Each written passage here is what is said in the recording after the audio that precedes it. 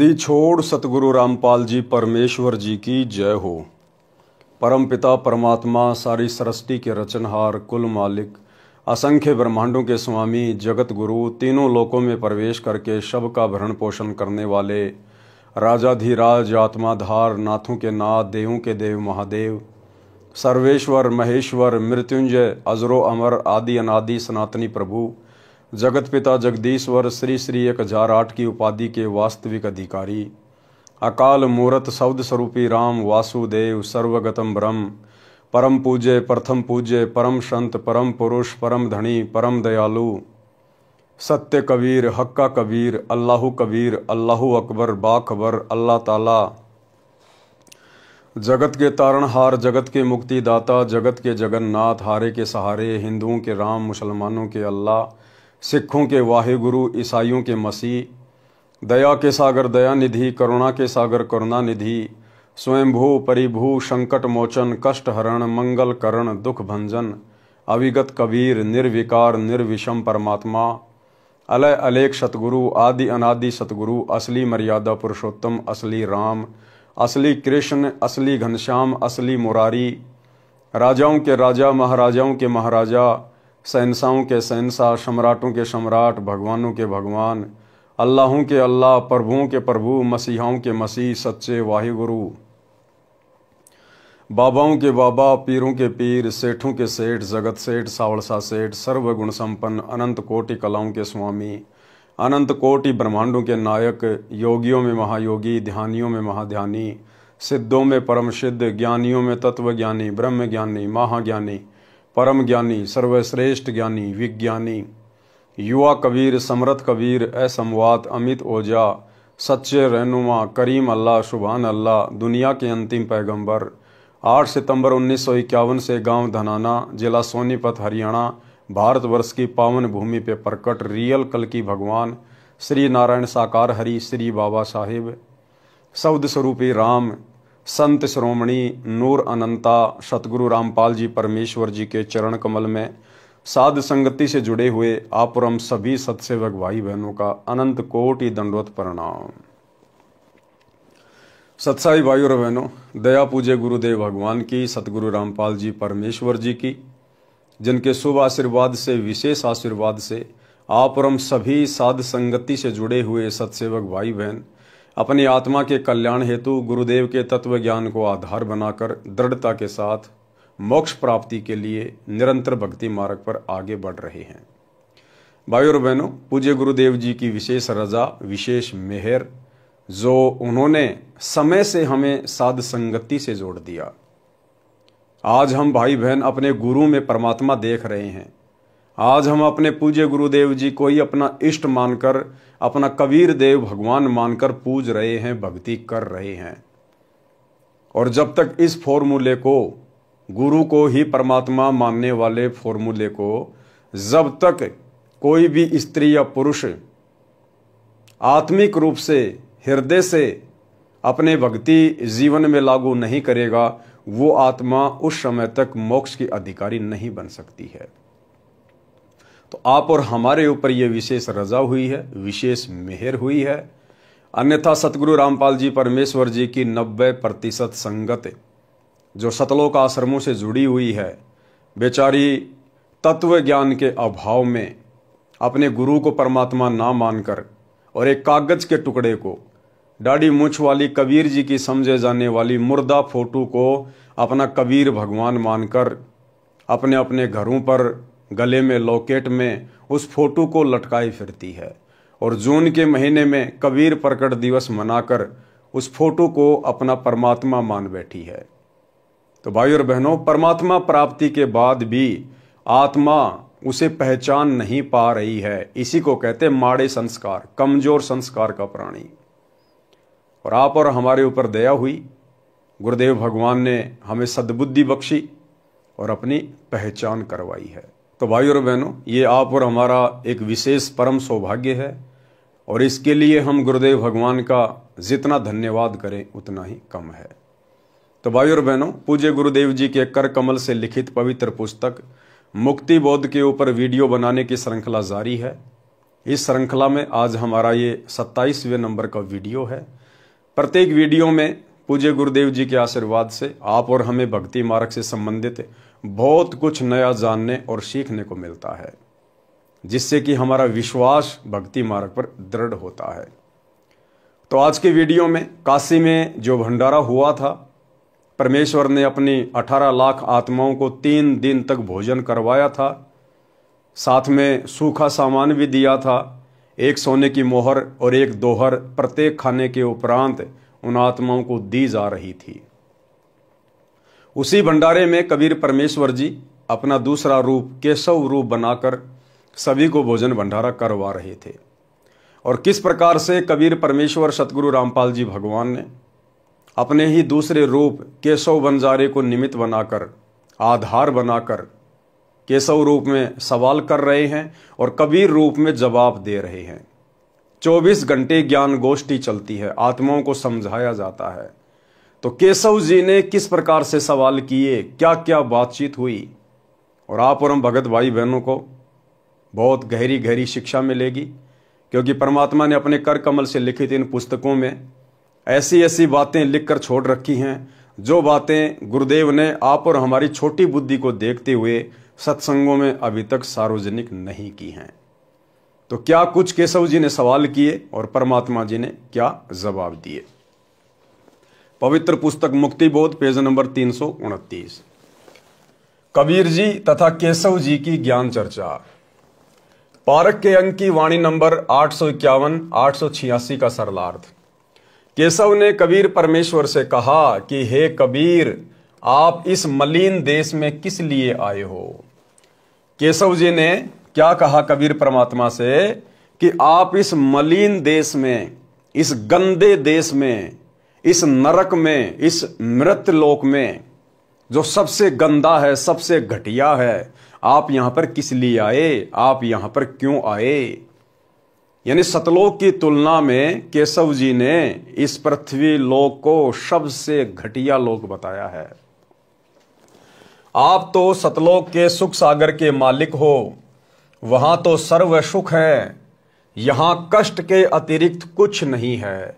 इस पृथ्वी लोक पर, इसी किस ब्रह्मांड में कष्ट के अलावा, दुख के अलावा, परेशानियों के अलावा कुछ भी नहीं है। भाई और बहनों, जिन्हें हम यहाँ के सुख मानते हैं, दरअसल ये भी दुख हैं। लेकिन हम लोग आदी हो चुके हैं और हमारे पास में कोई ऑप्शन नहीं था इसके अलावा, इसलिए हमने इन्हीं सुखों को फाइनल सुख मान लिया।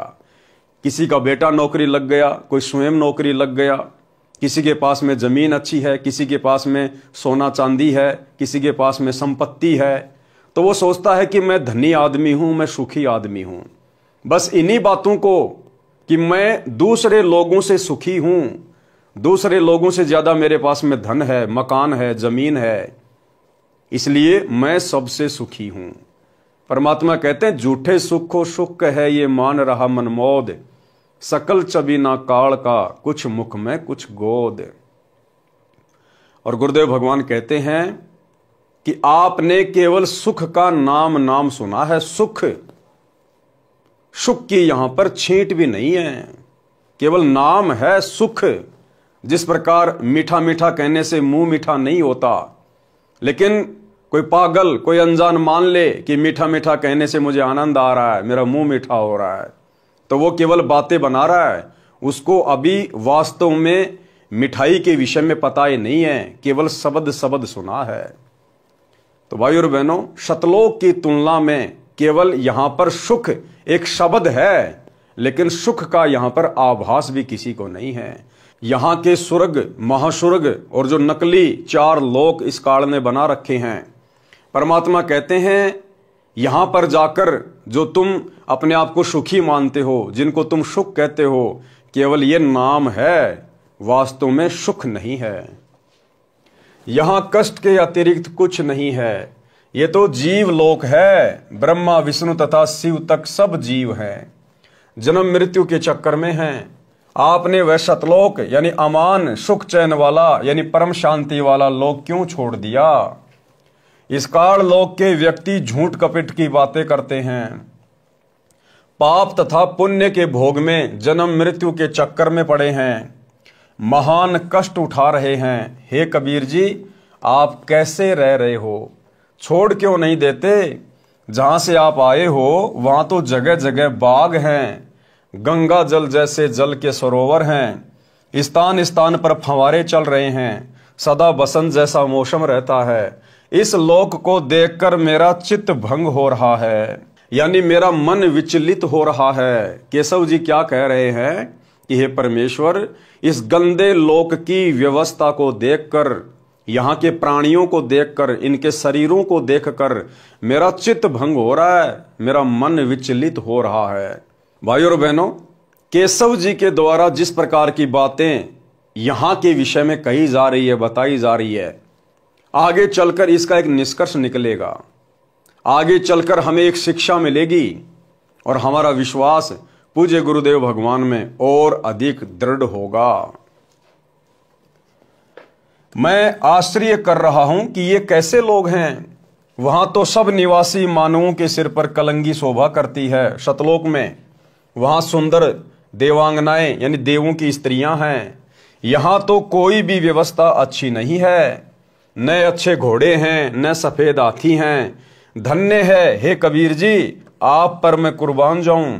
आपकी ऐसी सामान्य जिंदगी, आपकी ऐसी सामान्य जिंदगी, ये वही कबीर परमात्मा है भाई और बहनों, जो आज ऐसी सामान्य जिंदगी जी रहे हैं। आज परमात्मा जिस कदर अपने मिशन को गति देने के लिए हिसार की छोटी जेल में जाके चुपचाप बैठ गए हैं पिछले 10 वर्षों से, ये काल भी इस परमेश्वर की इस प्रकार की लीलाओं को समझ नहीं पाता और ये भी धोखे में रहता है कि ये वो संत नहीं हो सकता, ये कोई सतलोक से आया हुआ कोई विशेष परमात्मा का भेजा हुआ कोई दूत नहीं हो सकता, ये परमात्मा तो किसी हाल में हो ही नहीं सकता। अगर उसके साथ में इस प्रकार की बदतमीजी कर दी जाए तो भाई वो तो फोड़ के रख दे सब कुछ। लेकिन ये परमात्मा किस प्रकार से अपने आप को छुपा कर लीला कर रहे हैं, काल भी धोखा खा जाता है। आप पर मैं कुर्बान जाऊं आपकी ऐसी सामान्य जिंदगी देखकर। केशव ने कहा कि इस गंदे लोक को छोड़ दे। क्या कह रहे हैं केशव बार बार? कबीर जी, आप इस गंदे लोक को छोड़ दें। ये केशव की इस प्रकार की बातें इस पृथ्वी लोक के विषय में आप और हमें आगे गहरी शिक्षा देंगी। तो क्या कह रहे हैं केशव जी? केशव ने कहा कि इस गंदे लोक को छोड़ दे, चल अपने देश सतलोक में। ऊपर सतलोक में हीरों व लालों के पहाड़ है और यहां तो पत्थर के पहाड़ है, पत्थर के पहाड़। ये धरती तो मिट्टी की है, इसके ऊपर कदम रखते ही पाप लगता है। पृथ्वी ऊपर पग जो धारे, करोड़ जीव एक दिन में मारे। परमात्मा कहते हैं इस काल ने हमारे को इस कदर यहां पर उलझा रखा है। एक व्यक्ति जब अपने घर से बाहर कदम रखता है प्रतिदिन और जब शाम को वापस आता है तो कहते हैं रोजाना 1 करोड़ जीवों की हत्या करता है। 1 करोड़ जीवों की, मक्खी, मच्छर, कीट, पतंग, सूक्ष्म जीव, पैरों के नीचे 1 करोड़ जीव प्रतिदिन मारते हैं हम। 1 करोड़। यहां पर पांव भी ना रखना। इन सब का मुर्द फरोसी पिंड यानी नाशवान शरीर है। ये तो जन्मते और मरते हैं। सतलोक में अमर शरीर है। सतलोक में जीवात्माओं को जो शरीर प्राप्त है वो नूरी शरीर है, एक तत्व से बना हुआ है। वो मुर्द फरोसी शरीर नहीं है, वो मरता नहीं है, नष्ट नहीं होता है, अविनाशी शरीर है। सतलोक में अमर शरीर है। यहां के स्त्री पुरुष आपस में गांडी बडूका खेल ही यानी मिलन करते हैं। अब देखो भाई और बहनों, ये हैं वो बातें, विशेष बातें जो गुरुदेव ने कभी भी अपने सत्संगों में विशेष जोर देकर नहीं कही। यदि ये परमात्मा उस समय अपने सत्संगों में ये गहरी गहरी बातें कहने लग जाते तो शायद आज आप और हम भाई बहन भक्ति पर ही ना टिक पाते। लेकिन गुरुदेव को पता था कि एक समय आएगा। वर्तमान में तो मैं इनकी नींव भर रहा हूं, इनको भक्ति मार्ग की ABCD सुना रहा हूं। 2, 4, 5, 10 साल के बाद में जब इन आत्माओं की बुद्धि विकसित होगी, उसके बाद मेरे द्वारा लिखित इन पुस्तकों में जो संकेत हैं, ये आत्माएं उनको समझने लग जाएंगी, उनको पकड़ने लग जाएंगी। और ये दास पिछले काफी समय से आप सभी भगत भाई बहनों को गुरुदेव भगवान की प्रेरणा से यही संदेशा दे रहा है कि भाई हमने परमेश्वर की अमर वाणियों को समझना चाहिए। गुरुदेव कहते हैं भक्ति मार्ग पर पति पत्नी मिलन, पति पत्नी व्यवहार, ये भोग विलास, विषय वासना, ये सबसे ज्यादा हानिकारक है।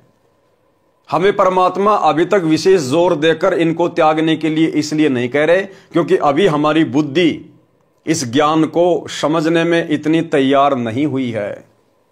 लेकिन भाई और बहनों, अब तो वो समय आ गया है। अब हमने गुरुदेव के ज्ञान को भी समझना पड़ेगा और अपनी आत्मा के कल्याण के लिए विषय विकारों से दूर भी हटना पड़ेगा। तो दास काफी समय से गुरुदेव की प्रेरणा से आप लोगों को यही संदेशा देता आ रहा है कि भाई जब तक आप भोग विलास से दूर नहीं हटेंगे, जब तक आप पति पत्नी मिलन वाली इस गंदी क्रिया से दूर नहीं हटेंगे, तब तक आप सार नाम के योग्य नहीं बन सकते, आप सार नाम के अधिकारी नहीं बन सकते। अब आप भाई बहनों को समझ में आएगा कि वर्तमान में गुरुदेव भगवान ने जिन जिन आत्माओं को सार नाम दे रखा है, ये ओरिजिनल सार नाम नहीं है। ये तो भाई बहन जबरदस्ती अपनी जो प्रतिक्रिया दिया करते थे सत्संग सुनने के बाद, उतावले हो जाते थे, गुरुजी हमें सार नाम दे दो, गुरुजी हमें सार नाम दे दो, हमें सार नाम कम मिलेगा, कम मिलेगा। तो परमात्मा ने देखा कि ज्ञान को तो ये समझ नहीं रहे और सार नाम लेने की जल्दबाजी कर रहे हैं, क्योंकि परमात्मा ने सार नाम की महत्वता को बार बार सत्संगों में बताया। तो परमेश्वर ने एक नकली बंदूक पकड़ा दी। मालिक को पता था कि अभी ये सार नाम के योग्य नहीं है, क्योंकि परमेश्वर की वाणी है भाई सार नाम हमें कब मिलेगा, जब हम भगत बनेंगे तब मिलेगा ना। खाली नाम लेने मात्र से कोई भगत नहीं बन जाता, कोई सार नाम के योग्य नहीं बन जाता है। सार नाम के लिए सबसे पहले तो हमने भगत बनना पड़ेगा, भगत। और गुरुदेव ने बताया तुम अच्छे सच्चे भगत कब बनोगे। वैसे तो हर कोई अपने आप को भगत ही कहता है, जिसने नाम दीक्षा ले ली, आप 2 मिनट बाद उससे बात करो, वो बोलेगा मैं तो भगत बन गया। लेकिन इस प्रकार से भगत नहीं बनता कोई। परमात्मा कहते हैं भग भोग्या भग उपजय, भग यानी योनि। परमात्मा कहते हैं भग भोग्या भग उपजय, भग से बचा न कोई, और जो कोई भग से बचे भगत कहावे सोई। असल में सतगुरु रामपाल जी परमेश्वर जी का भगत तो वो कहलाएगा जो इस पति पत्नी मिलन से दूर हो जाएगा, जो अपने आप को विषय वासनाओं से दूर कर लेगा। हमें रोज परमात्मा नित्य नियम के माध्यम से जगाते हैं, लेकिन हम ध्यान नहीं देते। गुरुदेव कहते हैं कामी क्रोधी लालची इनसे भक्ति ना होए, और भक्ति करे कोई सूरमा जाति वर्ण कुल खोए। कामी कौन होता है? कामी जो विषय वासनाओं में डूबा हुआ है, जो अभी भी भोग विलासिता में डूबा हुआ है। कहते हैं कामी क्रोधी लालची इनसे भक्ति नहीं हो सकती। आप भक्ति पर लग जरूर जाओगे, आप गुरु से उपदेश जरूर ले लोगे, आप 3 समय की आरती भी करोगे, मंत्र भी करोगे, सत्संग भी सुनोगे, लेकिन यह काल विषय वासनाओं को लेकर आपके अंदर सदा खलबली मचाए रखेगा। आप सारा दिन भक्ति करके थोड़े बहुत भाव बनाओगे, और यह काल 2 मिनट की विषय वासनाओं की उथल पुथल में आपके सारे भाव बिगाड़ देगा, आपके मन को विचलित कर देगा। इसलिए गुरुदेव भगवान कहते हैं कि यदि एक सच्चा भगत बनना है तो सबसे पहले आपने इन विषय विकारों से अपने गुरुदेव से प्रार्थना करके भक्ति पर ज्यादा जोर देके दूर हटना पड़ेगा। उसके बाद हम सार नाम के योग्य बनेंगे, सार नाम के अधिकारी बनेंगे। ये सार नाम कोई आलू टमाटर नहीं है जो परमात्मा आपको यूं ही बांट देगा, ले बेटा ले बेटा। इस सार नाम को सुरक्षित रखने के लिए परमात्मा ने धर्मदास जी को जिंदा समाधि दे दी। नानक जी से, अन्य महापुरुषों से परमात्मा ने सौगंध निकलवा दी थी, प्रतिज्ञा करवा ली थी कि आपने किसी को बताना भी नहीं है ये सार नाम क्या वस्तु है। और वर्तमान में गुरुदेव भगवान के जेल जाने के बाद आप देख रहे हैं किस प्रकार से गुरुदेव के कलयुगी परिवार ने उनके बेटा बेटी भाई बंधु रिश्तेदारों ने, इन आश्रमों में कोऑर्डिनेटरों ने आलू टमाटर की तरह सार नाम को 15-15 हजार रुपए के चक्कर में 20-20 हजार रुपए के लिए, क्योंकि वर्तमान में पाठ प्रकाश की कीमत 25 हजार रुपए कर दी गई है, तो 25-25 हजार के लिए, 15-15 हजार के लिए किस प्रकार से सार नाम को आलू टमाटर बना दिया गया है। भले कोई मर्यादा में है या नहीं है, आपको सतनाम मिले हुए 5 साल हो गए, आप सतलोक आश्रमों में रेगुलर आ रहे हैं, आप नामदान सेंटरों पे जा रहे हैं, आप सतलोक आश्रम मैनेजमेंट हरियाणा के हर पीले पर्चे को मान रहे हैं, तो आप जी सार नाम के योग्य बन गए।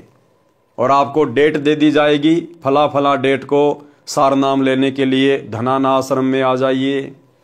आप चाहे धनाना आश्रम में एंट्री करने से पहले सिगरेट का पूरा डब्बा पी के जाइए, फिर भी आपको सार नाम मिल जाएगा, क्योंकि वहां जो सार नाम देने वाला है वो आप जैसा 2 कोड़ी का जीव है। उसको क्या पता आप मर्यादा तोड़ के आए हैं या मर्यादा में हो। तो भाई और बहनों, ये काल प्रेरणा से धर्म को धंधा बनाकर केवल एक पाखंड चल रहा है। ओरिजिनल सार नाम के योग्य हम उस समय बनेंगे जब हम विषय वासनाओं से पूरी तरह से पाक साफ हो जाएंगे। तो गुरुदेव भगवान ने क्या कहा है यहां पर, वर्तमान में जो भगत भाई बहन इतना तत्व ज्ञान लेकर भी और विशेषकर सतनाम लेने के बाद भी जो भाई बहन पति पत्नी मिलन में हैं, जो भोग विलास में हैं, जिन्होंने शारीरिक संबंध बनाने नहीं छोड़े हैं, परमात्मा कहते हैं वो तो गांडी बडूका खेल रहे हैं, गांडी बडूका। यानी केशव जी ने गाड़ी दी है, गाड़ी। जैसे आप और हम भगत भाई बहन पहले कह दिया करते थे एक दूसरे को ज्ञान के अभाव में, ए गांडू इधर आ। तो गांडू का मतलब क्या होता है, जो अभी उसी वस्तु के पीछे पड़ा हुआ है, जो अभी योनि के चक्कर में पड़ा हुआ है, विषय वासनाओं में सना हुआ है, उसको गांडू कहते थे। और परमात्मा ने उसी चीज को क्या कहा, गांडी बडूका। तो केशव जी क्या कह रहे हैं कि यहां के लोग कितने गंदे हैं, ये कैसे भक्ति करेंगे आपकी, कैसे इनके अंदर आपकी भक्ति प्रवेश करेगी परमात्मा। ये तो गांडी बडूका खेल ही, ये तो गांडी बडूका का खेल खेल रहे हैं। अभी भी इन लोगों को समझ में नहीं आई कि तुमने सतलोक भी जाना है। ये ज्ञान तुम्हें धरती पर कौन दे रहा है, तुम्हारा मनुष्य जीवन प्राप्त करने का टारगेट क्या है, मकसद क्या है, लक्ष्य क्या है। इन लोगों को कुछ भी समझ में नहीं आ रहा परमात्मा। ये तो आपसे इतना ज्ञान लेने के बाद भी गांडी बडूका का खेल खेल रहे हैं, गांडी बडूका का। और उम्मीद कर रहे हैं सतलोक जाने की, सार नाम लेने की। सार नाम तो उस समय देगा परमात्मा जब हम ये गांडी बडूका का खेल खेलना बंद करेंगे। तो क्या कह रहे हैं परमात्मा, यहां के स्त्री पुरुष आपस में, स्त्री और पुरुष आपस में गांडी बडूका खेल ही यानी मिलन करते हैं, मिलन। और इसी को सबसे अच्छा भोग मानते हैं। सतलोक का भोग असंख्य गुणा आनंददायक है। दास ने परमात्मा के मुख कमल से एक सत्संग में सुना था कि पुण्यात्माओं, यहां तुम जो सुख स्त्री पुरुष मिलन में ढूंढते हो, शारीरिक संबंध बनाने में जिस सुख को तुम सुख मानते हो ना, इससे असंख्य गुणा सुख सतलोक में है, असंख्य गुणा सुख। यानी वहां पर हम इस प्रकार से गांडी बडूका का खेल नहीं खेलते सतलोक में। स्त्री पुरुष वहां पर शारीरिक मिलन नहीं करते, लेकिन वहां पर आपस में जो प्यार प्रेम है पति और पत्नी का, दृष्टि मात्र से, यहां जो हम आनंद महसूस करते हैं झूठा एक बार के शारीरिक मिलन में, परमात्मा कहते हैं वहां पर ऐसा आनंद, ऐसा सुख यहां के गांडी बडूका वाले खेल से करोड़ों गुना अधिक है, करोड़ों गुना अधिक है। और यहां का झूठा सुख तो तुम 1 मिनट ले लोगे, 2 मिनट ले लोगे, और वहां तो अनवरत अखंड सुख है, अखंड। लेकिन भाई और बहनों, वहां का वो अखंड सुख मिलेगा कैसे, जब तक हम यहां के गांडी बडूका वाले खेल से दूर नहीं हटेंगे, इस गंदी विषय वासना वाली इस क्रिया से दूर नहीं हटेंगे। और अब ठीक का समय आ गया है, इसलिए परमात्मा बार बार कबीर सागर के सरलार्थ में और मुक्ति बोध पुस्तक में इस क्रिया से दूर हटने के लिए आप और हमें प्रेरित कर रहे हैं। यानी परमात्मा खुल के नहीं कहना चाहते, लेकिन इस पुस्तक में परमात्मा ने हर प्रकार से लिख दिया है और खुलकर कहने के लिए, समझाने के लिए इस पवन दास नाम के 2 कौड़ी के कुत्ते को खड़ा कर दिया है कि भाई अगर मैं डायरेक्टली कहूंगा तो ये आत्माएं नाराज हो जाएंगी कि लो भाई, अब तो गुरुजी ने स्त्री पुरुष मिलन के लिए भी मना कर दिया है। क्या बच्चों की शादियां नहीं करें? क्या बच्चों की रमेणियां नहीं करें? अरे उन बच्चों की रमेणी करो, उन बच्चों की शादी करो जिनको यहीं पर आजीवन जन्म जन्म ये गांडी बड्ढूका का खेल खेलना है। आप सोच भी कैसे सकते हैं अगर आपको ये ज्ञान समझ में आ गया तो? क्या आप अपने बच्चों को गांडी बड्ढूका वाले खेल में डालना चाहते हैं क्या? यहीं पे गधे कुत्ते बनता हुआ देखना चाहते हैं क्या? जब गुरुदेव ने कह दिया कि कोटि जन्म तू राजा की न्या मिटी न मन की आशा, और भिक्षुक होकर दर दर घूम लिया मिला न निर्गुण राशा, कि करोड़ों जन्म तू राजा के प्राप्त कर चुका है। अब राजा को तो हम यहां बहुत ज्यादा सुखी मानते हैं ना, हर प्रकार से वैभवशाली मानते हैं कि राजा से बढ़कर सुख तो किसी को हो ही नहीं सकते। तो करोड़ों बार आप और हम सभी आत्माएं, चाहे कोई 84 में है, चाहे कोई स्त्री पुरुष है, करोड़ों बार हम राजा और रानियां बन चुके हैं और वो सुख जिनको हम सुख मानते हैं वो भोग चुके हैं। क्या आज हमें याद है वो सुख? नहीं याद है ना। तो फिर ये गांडी बड्ढूका वाला खेल खेलते खेलते तुम कितने दिन सुख भोग लोगे? क्या याद रख लोगे तुम उसको? और ये सुख हमें दे क्या देगा फिर अंत में, सिवाय गधा कुत्ता बनाने के छोड़ने के अलावा? दूसरी बात परमात्मा ने हमें और समझाई कि कोटि शीश तूने दे दिए यमराजा की फेंट, कि भाई आप लोगों ने अपने करोड़ों सिर इस काल को दे दिए। ये तुम्हें झटके से मारता है, ये तुम्हें मुर्गा बना देगा, बकरा बना देगा, भैंस बना देगा, खरगोश बना देगा और फिर तुम्हें कसाई से कटवाएगा तुम्हारे सिर। ये इस प्रकार से तुम्हारे शीश लेता है झटके से, दर्दनाक तरीके से, तड़पा तड़पा कर, और तुमने करोड़ों सिर दे दिए इसको, करोड़ों सिर। और कहते एक शीश दे के देख ले सतगुरु अपने की भेंट। गुरुदेव कह रहे हैं काल को तो तूने करोड़ों शीश दे दिए और इसने तेरी दुर्गति की है, लेकिन एक शीश तू मुझे देखकर देख। और परमात्मा कहते हैं तुम्हारा सिर मैं इसकी तरह से नहीं लूंगा, मैं तुम्हारा सिर कटवाना नहीं चाहता। सिर देने का मतलब है अपने गुरुदेव के चरणों में अपना सब कुछ समर्पित कर देना, अपना तन मन धन अपने गुरुदेव को समर्पित कर देना। गुरुदेव ने हमें जो शिक्षा दी है, जो मर्यादा दी है, जो आज्ञा दी है, उसके अनुसार अपने मन को चलाना, यह है अपने गुरु को शीश देना। यानी जैसा गुरु कहे वैसा हम करें, यह होता गुरु को शीश देना। तो गुरुदेव कहते हैं तूने करोड़ों सिर दे दिए इस काल को, मिला तुझे कुछ नहीं, और अब भी तू काल को ही सिर देने जा रहा था। ये तो मैंने तेरे को पकड़ लिया और तू आधे से ज्यादा जीवन तो जी चुका है। तेरी 15, 20, 25, 30 साल की उम्र बाकी है। अब ये 15, 25, 30 साल का जीवन तो मेरे चरणों में समर्पित कर दे। ये गांडी बड्ढूका वाला खेल खेलना छोड़ दे। मैं तुझे सदा सदा के लिए फिर वो अमर सुख दूंगा। केवल नाम नाम है, वास्तविक वस्तु यहां नहीं है जो तुम्हें सुख दे सके। वो कैसे नहीं है भाई और बहनों, देखो हमने समझना पड़ेगा झूठा सुख कैसे है। अब ये गांडी बड्ढूका का खेल खेलते हैं, स्त्री पुरुष शारीरिक मिलन करते हैं, जब तक वे एक दूसरे से लिपटे रहते हैं, चिपके रहते हैं, तब तक तो उनको लगता पता नहीं हम क्या अमृतत्व प्राप्त कर रहे हैं।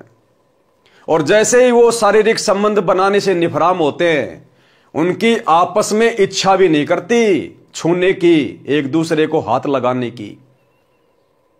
जैसे ही हमारे शरीर से रज और बीरज का स्राव होता है, उसके बाद में स्त्री और पुरुष की आपस में एक दूसरे को छूने की इच्छा भी नहीं बनती है।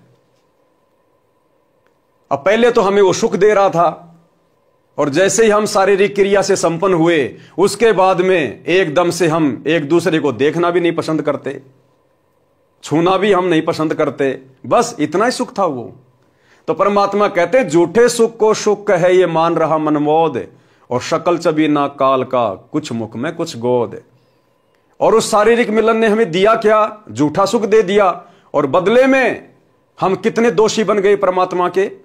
गुरुदेव ने ज्ञान गंगा पुस्तक में लिखा है कि अनावश्यक रूप से भोग विलास करना एक बच्चे की हत्या करने के बराबर है, एक बच्चे की हत्या करने के बराबर।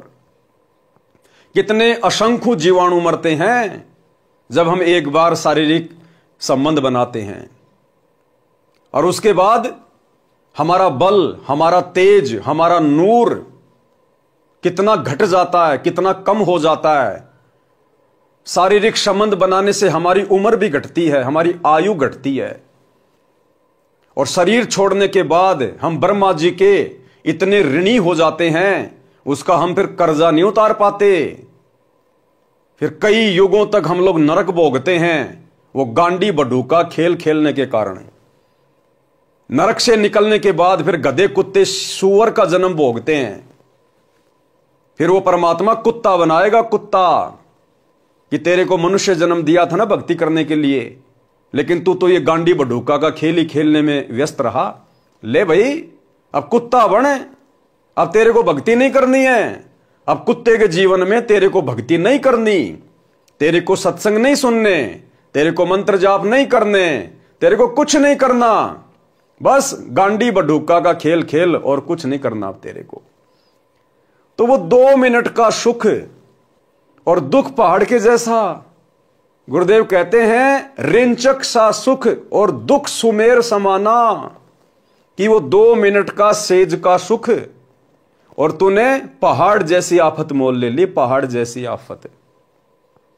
तो भाई और बहनों, कहने का मतलब है परमात्मा हमें यह समझाना चाहते हैं कि पुण्यात्माओं, तुम्हारे को ये गंदी क्रियाएं करते करते असंख्य युग बीत गए, असंख्य करोड़ पदम युग। जब से हम सतलोक से अपने पिता से बिछुड़ कर आए हैं, और हम जिस भी लोक में गए हैं, काल ने हमें इन्हीं क्रियाओं से बांध के रखा है। क्योंकि काल को पता है कि जिस कुक्रम के चलते मुझे सतलोक से निकाला गया, अरे दुर्गा के साथ में जबरन बलात्कार करने का तो प्रयास किया था सतलोक में, तो काल को पता है कि परमात्मा इस गांडी बडूका वाली क्रिया से बहुत नाराज होते हैं। तो काल तो हमें सबसे ज्यादा वही कर्म करवाएगा ना जबरदस्ती, जिससे कि हम परमात्मा के दोषी बने और काल के ऋणी बने, कर्जदार बने। तो आज गुरुदेव भगवान हमें हर प्रकार से समझा रहे हैं कि भैया, अगर तुम मेरी शिक्षाओं में चलोगे, मेरी आज्ञा में चलोगे, विषय वासनाओं से दूर हट के भक्ति करोगे, तो ये भक्ति भी तुम्हारे अंदर धीरे धीरे प्रवेश होगी। अन्यथा तुमने तो उस मटके में छेद कर लिया, जैसे किसी मटके में नीचे छेद हो रखा है और ऊपर से हम पानी डाल रहे हैं कि मैं अपने परिवार के लिए और मेरे लिए इस मटके में पानी भर रहा हूं, गर्मी में पानी पीऊंगा, ठंडा पानी रहेगा, और नीचे उसमें छेद भी कर रखा है। वो पानी ज्यादा देर नहीं रुकेगा, 10-15 मिनट में खाली हो जाएगा, चाहे कितना ही भरते रहो। तो इसी प्रकार हम भक्ति भी कर रहे हैं कि मैं सतलोक जाऊंगा, वहां के सारे सुख प्राप्त करूंगा, और यहां भी मैं सुखी रहूंगा। और फिर आप जी ये गांडी बडूका वाली ये क्रिया भी कर रहे हैं। एक तरफ तो आप ओम नाम का जाप करके ब्रह्मा और शांवत्री जी का ऋण उतार रहे हैं, और दूसरी तरफ आप ये गांडी बडूका वाला खेल खेलते हुए उसी ब्रह्मा शांवत्री का ऋण भी चढ़ा रहे हैं। तो भैया, जो आदमी साथ में कर्जा ले रहा है और नौकरी कर करके कर्जा उतार भी रहा है, उस आदमी का कभी जिंदगी में कर्जा नहीं उतरेगा। अगर कर्जा उतारना है तो सबसे पहले आपने उधार लेना बंद करना पड़ेगा, और धीरे धीरे कमाई करके अगले को देना पड़ेगा, तब जाके आप कर्ज मुक्त होगे। तो भाई और बहनों, परमात्मा हमें हर प्रकार से भक्ति मार्ग पर सफलता प्राप्त करवाने के लिए समझाना चाहते हैं कि यदि आप मेरी आज्ञा में चलोगे, मेरी मर्जी में चलोगे, और विषय वासनाओं से हटकर जब आप इस भक्ति पर लगोगे दृढ़ होकर, तब आपकी सुरती सतलोक की तरफ लगेगी। अन्यथा खाली सत्संग तुम सुनते रहो, शब्द सुनते रहो हैं, और सुरती तुम्हारी कभी 7 जन्म में भी लगनी नहीं है परमात्मा में। तो केशव जी यहां पर यही बात कह रहे हैं कि परमात्मा सतलोक में तो अमर शरीर है, अविनाशी शरीर है, और यहां के स्त्री पुरुष ये तो गांडी बडूका खेल ही आपस में मिलन करते हैं, मिलन। ये बात क्यों लिखी गई? क्योंकि ये परमात्मा को अच्छी नहीं लगती, परमात्मा को स्वीकार्य नहीं है। अरे केशव रूप में कौन था? खुद कबीर परमात्मा ही है ना, सतगुरु रामपाल जी भगवान, खुद केशव कबीर भगवान ही है ना। तो भगवान ही तो कह रहे हैं, केशव कह रहे हैं, समझिए कबीर परमात्मा कह रहे हैं। तो परमात्मा तो इस क्रिया से बहुत नाराज हैं, इस क्रिया को तो परमात्मा गलत बता रहे हैं। तो हमारे भगवान जिस क्रिया के करने से खुश नहीं है, उस क्रिया को खुशी खुशी करके आप और हम कैसे अपने भगवान को खुश कर सकते हैं? 7 जन्म में नहीं कर सकते। तो भाई और बहनों, समझदार को तो संकेत ये काफी है कि आपने यदि इसी जन्म में शतलोक प्राप्त करना है, पूर्ण मोक्ष प्राप्त करना है और शतलोक के योग्य बनना है, सारनाम के योग्य बनना है, तो आपने किन किन क्रियाओं से अपने आप को दूर करना पड़ेगा। यहां के स्त्री पुरुष आपस में गांडी बडूका खेल ही यानी मिलन करते हैं, सेक्स करते हैं और इसी को सबसे अच्छा भोग मानते हैं। सतलोक का भोग असंख्य गुणा आनंददायक है।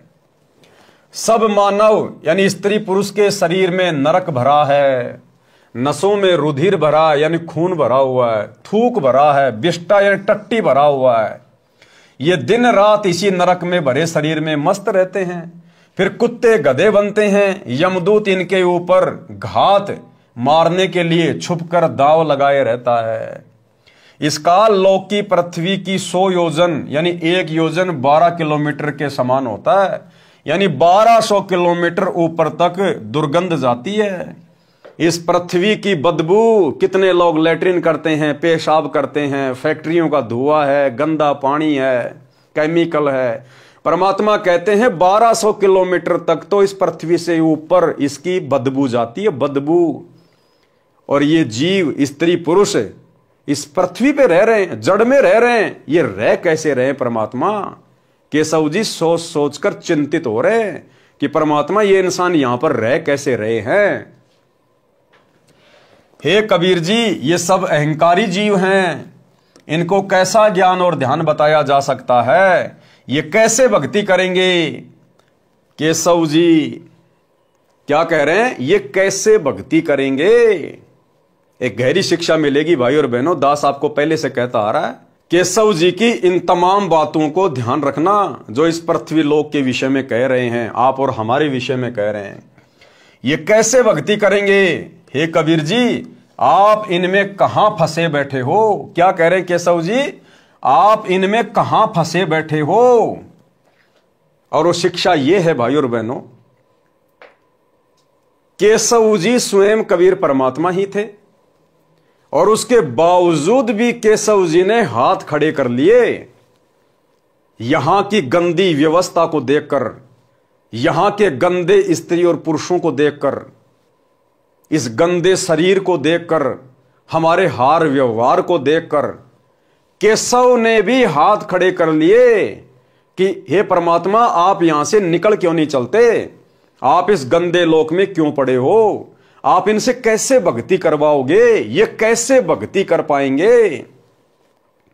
अब सोचिए भाई और बहनों, जो भाई बहन अपनी अज्ञानता के चलते ये मानते हैं कि हमारे गुरुजी सतगुरु रामपाल जी तो कबीर जी के अवतार हैं, कबीर जी के द्वारा भेजी गई आत्मा हैं, कबीर जी के द्वारा सतलोक से भेजे गए उनके दास हैं, कोई संदेश वाहक हैं। तो भाई कबीर के द्वारा भेजा गया सतलोक से कोई प्राणी, कोई जीव, कोई आत्मा, कोई दास, कोई संदेश वाहक इस पृथ्वी लोक पर आकर पृथ्वी लोक के निवासियों को भक्ति नहीं करवा सकता। अरे केशव जी तो सतलोक से आए थे ना, केशव भी तो सतलोक से आए थे ना। और केशव कोई आत्मा नहीं थी, परमात्मा की टू कॉपी थी, परमात्मा कबीर जी की टू कॉपी थी, यानी कबीर परमेश्वर का दूसरा रूप था। और कबीर परमात्मा के दूसरे रूप ने भी, जो सतलोक की अन्य आत्माओं से सर्वश्रेष्ठ है, उस कबीर परमात्मा के दूसरे रूप ने, केशव ने भी हाथ खड़े कर लिए और कबीर जी को कह रहे हैं आप इनसे कैसे भक्ति करवाओगे? तो भला सतलोक से परमात्मा के द्वारा भेजी गई कोई आत्मा इस पृथ्वी पर आप और हमें कैसे भक्ति युक्त कर सकती है? कैसे वो इतना संघर्ष कर सकता है? कैसे वो भक्ति करवा सकता है? इसलिए भाई और बहनों, कबीर परमात्मा खुद ही अवतार धारण करके आते हैं। ये स्वयं ही पृथ्वी पर अवतरित होते हैं सतलोक से, एक मनुष्य के बच्चे के रूप में लीला करते हुए बड़े होते हैं, अपने आप को छुपाते हैं। सतलोक से भेजी गई कोई आत्मा इस 21 ब्रह्मांड से, काल के जाल से जीव आत्माओं को मुक्त करवाकर नहीं लेकर जा सकती। कोई भी आत्मा इतना संघर्ष कर ही नहीं सकती। निस्वार्थ भाव से परमार्थ के लिए यदि कोई संघर्ष कर सकता है तो केवल वो कबीर भगवान है, दूसरा कोई नहीं कर सकता। तो जिस प्रकार से केशव जी ने हाथ खड़े कर दिए और कबीर परमात्मा को भी कह रहे हैं कि आप भी निकलो यहां से, ये तो बहुत गंदा लोक है, आप यहां पर रह कैसे रहे हो। तो सोचिए, यदि कबीर भगवान ने संत रामपाल जी को अपनी आत्मा के रूप में धरती पे भेजा है तो भाई फिर किसी का मोक्ष संभव नहीं है। आत्मा से आत्मा का मोक्ष संभव नहीं हो सकता। वो तो खुद बाप आएगा और वो ही अपनी आत्माओं को छुड़ा कर लेकर जाएगा। लेकिन ये बातें भाई और बहनों, सतगुरु रामपाल जी के भगत होने के बावजूद, इनसे इतना तत्व ज्ञान लेने के बावजूद, सतलोक आश्रमों से जुड़े हुए 90% भगत भाई बहनों को समझ में नहीं आ रही है। काल ने पूरी तरह से बुद्धि ऑफ कर रखी है कि मैं इनमें से एक को भी गुरु को परमात्मा नहीं मानने दूंगा। और जब तक आपके अंदर यह दृढ़ विश्वास नहीं होगा कि मेरा गुरु स्वयं परमात्मा है, कबीर है, ये कोई मिडिल मैन नहीं है, ये किसी का भेजा हुआ कोई अवतार नहीं है, ये कोई आत्मा नहीं है, ये स्वयं बाप है, बाप। और इनको अपना बाप मानकर जब हम सारी आध्यात्मिक क्रिया करेंगे तब कहीं जाकर इनके आशीर्वाद से हम इस काल जाल से मुक्त हो पाएंगे। आप लोगों के दृढ़ विश्वास के लिए एक बहन का छोटा सा 5-6 मिनट का वीडियो सुनाता हूं। आप जी को पता है कि वर्तमान में महाकुंभ का मेला लगा हुआ है और मीडिया वाले, अन्य यूट्यूब चैनल वाले बहुत सारे लोगों के, बाबाओं के इंटरव्यू ले लेकर 2 पैसे कमाने के लिए अपने चैनल पर डालते रहते हैं। ऐसे ही एक यूट्यूबर ने और महाकुंभ में गई हुई एक लेडीज का वीडियो बनाया, जो लेडीज अपने आप को नूर अनंता कहती है, नूर अनंता। हालांकि उस बहन को पता नहीं बेचारी को कि नूर अनंता वास्तव में कौन है। असल में नूर अनंता कबीर परमेश्वर सतगुरु रामपाल जी भगवान है। ये इस परमेश्वर का उपमात्मक नाम है। नूर अनंत, नूर अनंता का मतलब है जिसके शरीर की शोभा, जिसके शरीर का नूर अनंत है, अनंत। और गुरुदेव ने क्या बताया कि सतलोक में परमात्मा के एक बाल में 1 करोड़ चंद्रमा, 1 करोड़ सूरज, इनसे भी कहीं ज्यादा रोशनी है। तो असल में जो नूर अनंत शब्द है, ये कबीर परमेश्वर सतगुरु रामपाल जी भगवान का उपमात्मक नाम है। तो उस नूर अनंता स्त्री ने क्या कुछ कहा वर्तमान समय के संदर्भ में। हालांकि वो सतगुरु रामपाल जी की शिष्या नहीं है, उसको यह तत्व ज्ञान प्राप्त नहीं है, लेकिन परमात्मा उसके अंदर प्रेरणा कर रहे हैं क्योंकि वो परमेश्वर की 64 लाख वाली आत्माओं में से है।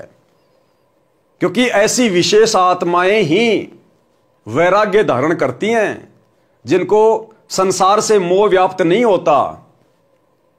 वो नूर अनंता बहन अपने घर परिवार से सक्षम है, समृद्ध है।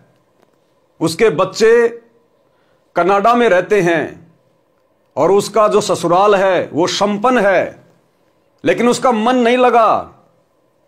उसने परिवार को एक प्रकार से त्याग दिया। त्यागने का मतलब है उसका मन उस परिवार में नहीं लगा। वो रहती अपने परिवार में है, लेकिन बीच बीच में उसके अंदर वो भक्ति भाव उमड़ जाता है, जिस कारण से अपनी आध्यात्मिक वो क्रियाएं करने लग जाती हैं।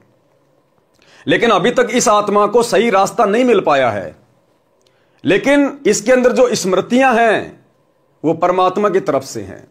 जो बातें ये कह रही है, जो बातें ये बोल रही हैं, ये इसकी पिछली भक्ति के कारण परमात्मा इसमें प्रेरणा करता है। और परमात्मा इसमें प्रेरणा केवल इसलिए कर रहा है क्योंकि देखो, दुनिया वाले तो इसका इंटरव्यू देख के कुछ समझ नहीं पाएंगे, क्योंकि ये बहन दुनिया वालों को जिस सांकेतिक भाषा में समझ आ रही है ना, दुनिया उस सांकेतिक भाषा को समझने के योग्य नहीं है, समझने के लायक नहीं है, सक्षम नहीं है। सक्षम तो सतगुरु रामपाल जी भगवान की शरण में आने के बाद, इनके सत्संगों को सुनने के बाद में बना जाएगा। तो ये दुनिया वालों को जो सांकेतिक संदेश दे रही है, तो दुनिया वालों को समझ में नहीं आ रही वो बातें। ये आत्मज्ञान की बात कर रही है। कहीं मत जाओ, कहीं मत जाओ, अपने घर में रहो, अच्छे शुभ कर्म करो। और कह रही है वो सबका बाप अब की बार खुद आया हुआ है। अब इसको क्या पता, और आ गया तो कहां है, इस बहन को क्या पता, लेकिन इससे परमात्मा बुलवा रहा है। ये कह रही है कि अब की बार कोई मिडिलमैन नहीं है। मिडिलमैन मानी कोई एजेंट नहीं आया उस परमात्मा का। अब की बार उस परमात्मा का कोई मिडिलमैन नहीं है, कोई एजेंट नहीं है। सतलोक से कोई दलाल नहीं आया, कोई एजेंट नहीं आया परमात्मा का, कोई संदेशवाहक नहीं आया। कहते अब की बार तो वो बाप खुद ही आया है। और ये बाप भाई सबके सामने रहा। ये है वो बाप जिसे आने वाले समय में पूरी दुनिया जानेगी, पहचानेगी, नतमस्तक होगी। ये है वो कल की भगवान, जिसके बारे में सांकेतिक भाषा में वो नूर अनंता बहन बार बार अपने वीडियो में जिक्र करती है। इसलिए दास कहता है, आप और हम भगत भाई बहनों का, विशेषकर साध संगति से जुड़े हुए भाई बहनों का परम सौभाग्य कि आज परमेश्वर ने आप और हमारा इतना ज्ञान योग खोल दिया, आप और हमारी इतनी ज्ञान वाली आंखें खोल दी हैं कि हम किसी के भी संकेत को तुरंत समझ जाते हैं, तुरंत। और मात्र संकेत समझने से बात नहीं बनती। इस प्रकार के वीडियो देखकर संकेत तो सतलोक आश्रमों से जुड़े हुए भाई बहन भी समझ रहे हैं, लेकिन जब तक आप अपने गुरु को परमात्मा नहीं मानोगे, बापों का बाप नहीं मानोगे, तब तक आप इन वीडियो को सुनकर देख भी कुछ प्राप्त नहीं कर सकते। तो आप और हम गुरुदेव के आशीर्वाद से संकेतों को भी समझ रहे हैं, और हम असल में गुरु को परमात्मा मानकर आध्यात्मिक क्रियाएं भी कर रहे हैं। और जब तक हम इस प्रकार से भक्ति मार्ग पर नहीं चलेंगे, हम कुछ भी हासिल नहीं कर सकते हैं। तो क्या कुछ कह रही है ये नूर अनंता बहन, परमात्मा के आशीर्वाद से। दास बीच बीच में विश्लेषण करता रहेगा, ध्यान से सुनिए। नमस्कार, आप देख रहे हैं पीजी न्यूज। मैं प्रवीण आप सभी का बहुत बहुत स्वागत करता हूं। मित्रों, अभी हम लोग काशी में हैं और आपको बता दें कि हमारे साथ आप जिन्हें देख रहे हैं, हो सकता है कि मुझे लग रहा है कि आप सभी अब पहचान गए होंगे कि नूर अनंत माता जी हैं। और आपको बता दें कि माता जी महाकुंभ को लेकर कई ऐसी भविष्यवाणियां की थी, जो कि वीडियो जो है वो इंटरनेट पे पड़ी और इंटरनेट पर लोगों ने खूब प्यार दिया, आशीर्वाद दिया। और आपको बता दें कि माँ ने जो भी बातें बताई थी कुंभ में खड़ी होके गंगा जी के किनारे, वो सारी बातें जो है आज सत्य हो गई। माता जी ने कहा था कि अब की बार महाकुंभ में कुछ अलग होने वाला है। कुछ अलग का संकेत जो था वो वही था कि कुछ इस प्रकार की बातें होंगी जिनकी चर्चा पूरी दुनिया में होगी, और सही बात वही हुआ। माता जी का और साफ तौर से एक कहना था कि इसमें वही लोग बचेंगे जो पुण्य का काम कर रहा है और जो अच्छा कर्म कर रहा है, वही लोग बचेंगे, नहीं तो कुछ न कुछ तो जरूर होगा। और ऐसे में अगर बात करें तो महाकुंभ में 2 बार आगजनी की घटनाएं हुई, और अगर बात करें तो भगदड़ हुई, और भगदड़ में हम बात करें कई लोग जो है अपने को खो दिया। अब वो इस दुनिया में नहीं है। सरकार के जो आंकड़े हैं वो 30 का आंकड़ा है, लेकिन अगर हम दैनिक भास्कर की रिपोर्ट की बात करें तो दैनिक भास्कर जो है वो 1500 का रिपोर्ट बता रही है। अब आखिरकार क्या कुछ सच्चाई है इस पे तो हम नहीं बात कर सकते हैं, लेकिन फिलहाल हम अगर बात करें तो आगे को लेकर क्या कुछ चल रहा है माता जी के मन में, ये तमाम सवाल हमारे मन में हैं और वो हम माता जी से बातचीत कर सकते हैं। माता जी, एक बार फिर से आपका पीजी न्यूज चैनल में बहुत बहुत स्वागत है। हर हर महादेव, घर घर महादेव। अभी माता जी आप काशी में हैं और जो कुछ हुआ महाकुंभ में सब आपने टीवी के माध्यम से, और हमें लगता है कि आपने सब कुछ देखा। अभी क्या महसूस कर रहे हैं? आप काशी में हैं और इस समय क्या कुछ महसूस कर रही हैं? देखिए, ये तो अभी आप लोगों को पता चल गया होगा कि जो भी बता रहे थे वो सब चीज़ें वैसे ही सामने आ रही है।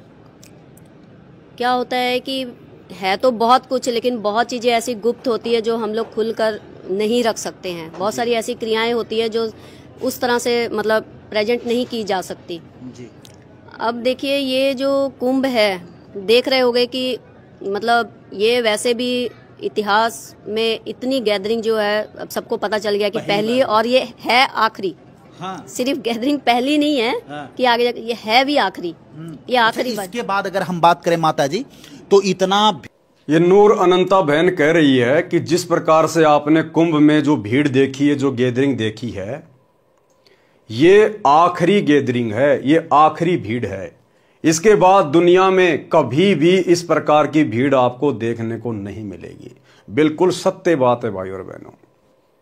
देखो आने वाले समय में आप और हम भगत भाई बहनों को तो पता ही है कि पूरी दुनिया में यदि भक्ति चलेगी तो सतगुरु रामपाल जी की चलेगी। इस पूरी पृथ्वी पर केवल एक ही ज्ञान रह जाएगा, सतगुरु रामपाल जी का तत्व ज्ञान। सतगुरु रामपाल जी परमेश्वर जी के सानिध्य में, उनकी देख रेख में पूरे विश्व की जो सरकारें हैं वो संचालित होंगी। यानी जो रिमोट कंट्रोल होगा पूरी दुनिया का, वो गुरुदेव भगवान के हाथ में होगा। और आने वाले समय में जब पूरा विश्व इनकी भक्ति करेगा, सब इनकी शरण में होंगे। कटनी और छटनी के बाद 2028 युग परिवर्तन के बाद जितनी अच्छी आत्माएं पृथ्वी पर बचेंगी, वे सभी आत्माएं केवल भक्ति करेंगी, जो कई करोड़ों की संख्या में होंगी। लेकिन उस समय भी गैदरिंग नहीं होगी कभी भी। अब बहुत सारे भगत भाई बहन जो सतलोक आश्रमों से जुड़े हुए हैं, उनके मन में तो यही खरपतवार चलती रहती है। वो तो यही सोच रहे हैं कि आने वाले समय में धनाना आश्रम में धनाना आश्रम को और बड़ा कर दिया जाएगा और पूरी दुनिया के लोग धनाना आश्रम में सत्संग सुनने आएंगे, करोड़ों लोग एक जगह बैठ के सत्संग सुनेंगे। नहीं, ये जो भविष्यवाणी ये बहन कर रही है ना, ये परमात्मा की विशेष प्रेरणा से कर रही है। ये लास्ट भीड़ थी कुंभ के मेले में। आने वाले समय में कोई कुंभ वाम्भ नहीं होना। अब ओलिया जितना होना था उतना। अब तो लोगों का घरों से बाहर निकलना मुश्किल हो जाएगा और आगे भी कभी भीड़ नहीं होगी। सतगुरु रामपाल जी परमेश्वर जी की भक्ति जब पूरे विश्व में शुरू हो जाएगी तो उस समय भी कभी आपको इतने लोगों की भीड़ देखने को नहीं मिलेगी। परमात्मा भीड़ इकट्ठा नहीं करेगा। ये कलयुग की बिचली पीढ़ी का समय है। परमात्मा ने घर घर में टीवी लगवा दिए, घर घर में हर एक के हाथ में परमात्मा ने मोबाइल दे दिया, हर एक के हाथ में। परमात्मा भीड़ इकट्ठा करके सत्संग नहीं करेगा। अपने अपने घरों पे बैठो, ज्ञान दे दिया गया है। मर्यादा में रह के भक्ति करोगे तो परमात्मा साथ रहेगा, चाहे अमेरिका रहो, चाहे इंग्लैंड रहो, चाहे भारत में रहो। बकवाद करोगे तो झटका लगेगा, चाहे कहीं भी छुप के बकवाद कर लेना, इस परमात्मा की नजरों से नहीं बच पाओगे। तो आने वाले समय में सत्संग सुनने के लिए परमात्मा भक्तों की भीड़ जमा नहीं करेगा। परमात्मा ने घर घर टीवी दे दिए, घर घर मोबाइल दे दिए।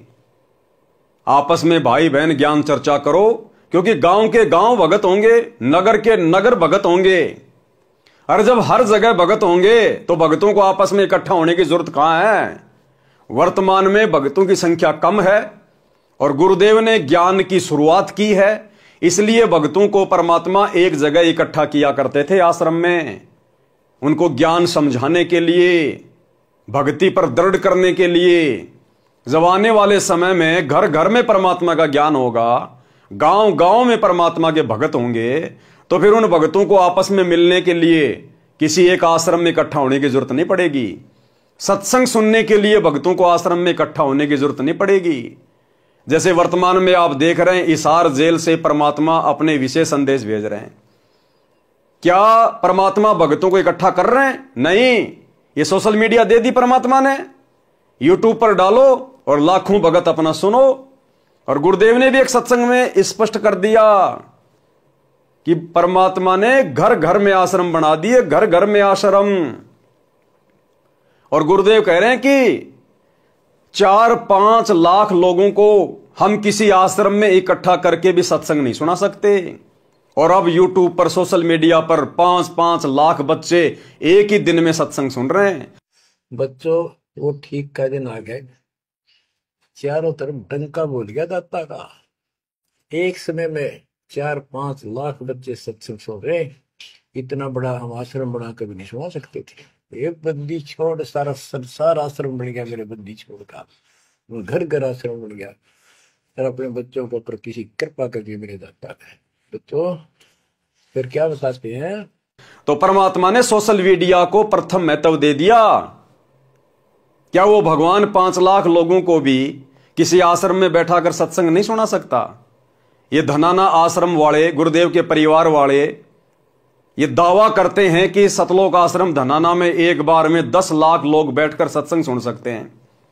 अरे लेकिन गुरुदेव भगवान ने तो रिजेक्ट कर दिया उस धनाना को। गुरुदेव तो कह रहे हैं हम 5 लाख लोगों को भी एक ही समय में बैठाकर सत्संग नहीं सुना सकते। इसका मतलब क्या है? आने वाले समय में परमात्मा आश्रमों में भक्तों को इकट्ठा नहीं करेगा, भीड़ इकट्ठी नहीं करेगा। परमात्मा एक जगह रहेंगे और ये दुनिया भर के टीवी चैनल ये परमात्मा की तरफ 24 घंटे अपने कैमरे करके खड़े रहा करेंगे। 24 घंटे।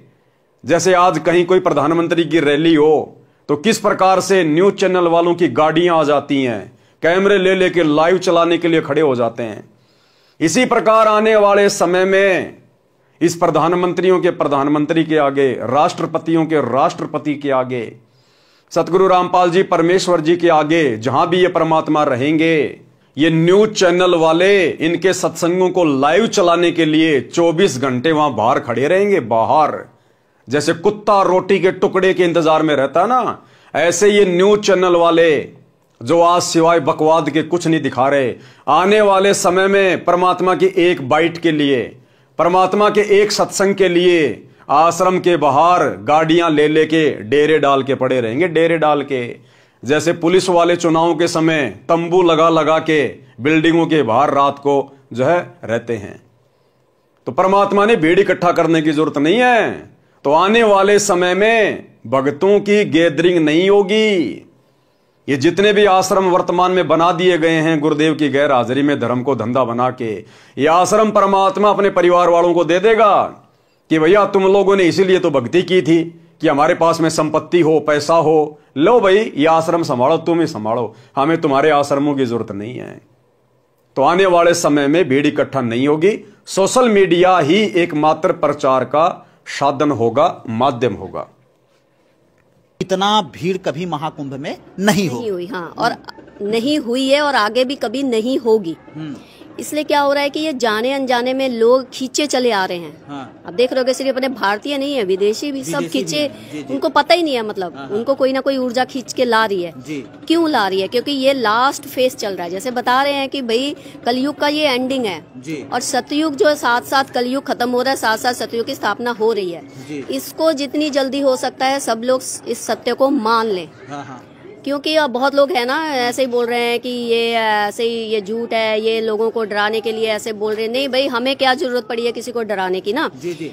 बहुत सारे लोगों ने ये कमेंट किया माता जी, लेकिन बहुत सारे लोग जो है आपके बारे में पॉजिटिव कमेंट किए कि माता जी ने जो भी बातें की थी सारी बातें जो है वो सत्य निकल गए और माता जी का एक बार फिर से इंटरव्यू आना चाहिए और हम लोग आगे अपने जीवन को किस प्रकार से यापन करें, ये तमाम लोग जो है वो जानना चाहते हैं। अच्छा, एक माता जी एक बड़ा सवाल ये है कि आखिरकार महाकुंभ की तरफ जब लोगों का आवागमन शुरू हुआ, लोगों के दिमाग में क्या कुछ बातें चल रही थी कि सब लोग, अगर हम बात करें खींच कर जो है वो महाकुंभ की तरफ आना शुरू हो गए? वो डर ऑटोमेटिकली लोगों को एक डर है जो खींच के ला रहा है। क्योंकि हर इंसान को अपने आप में सब कुछ पता होता है।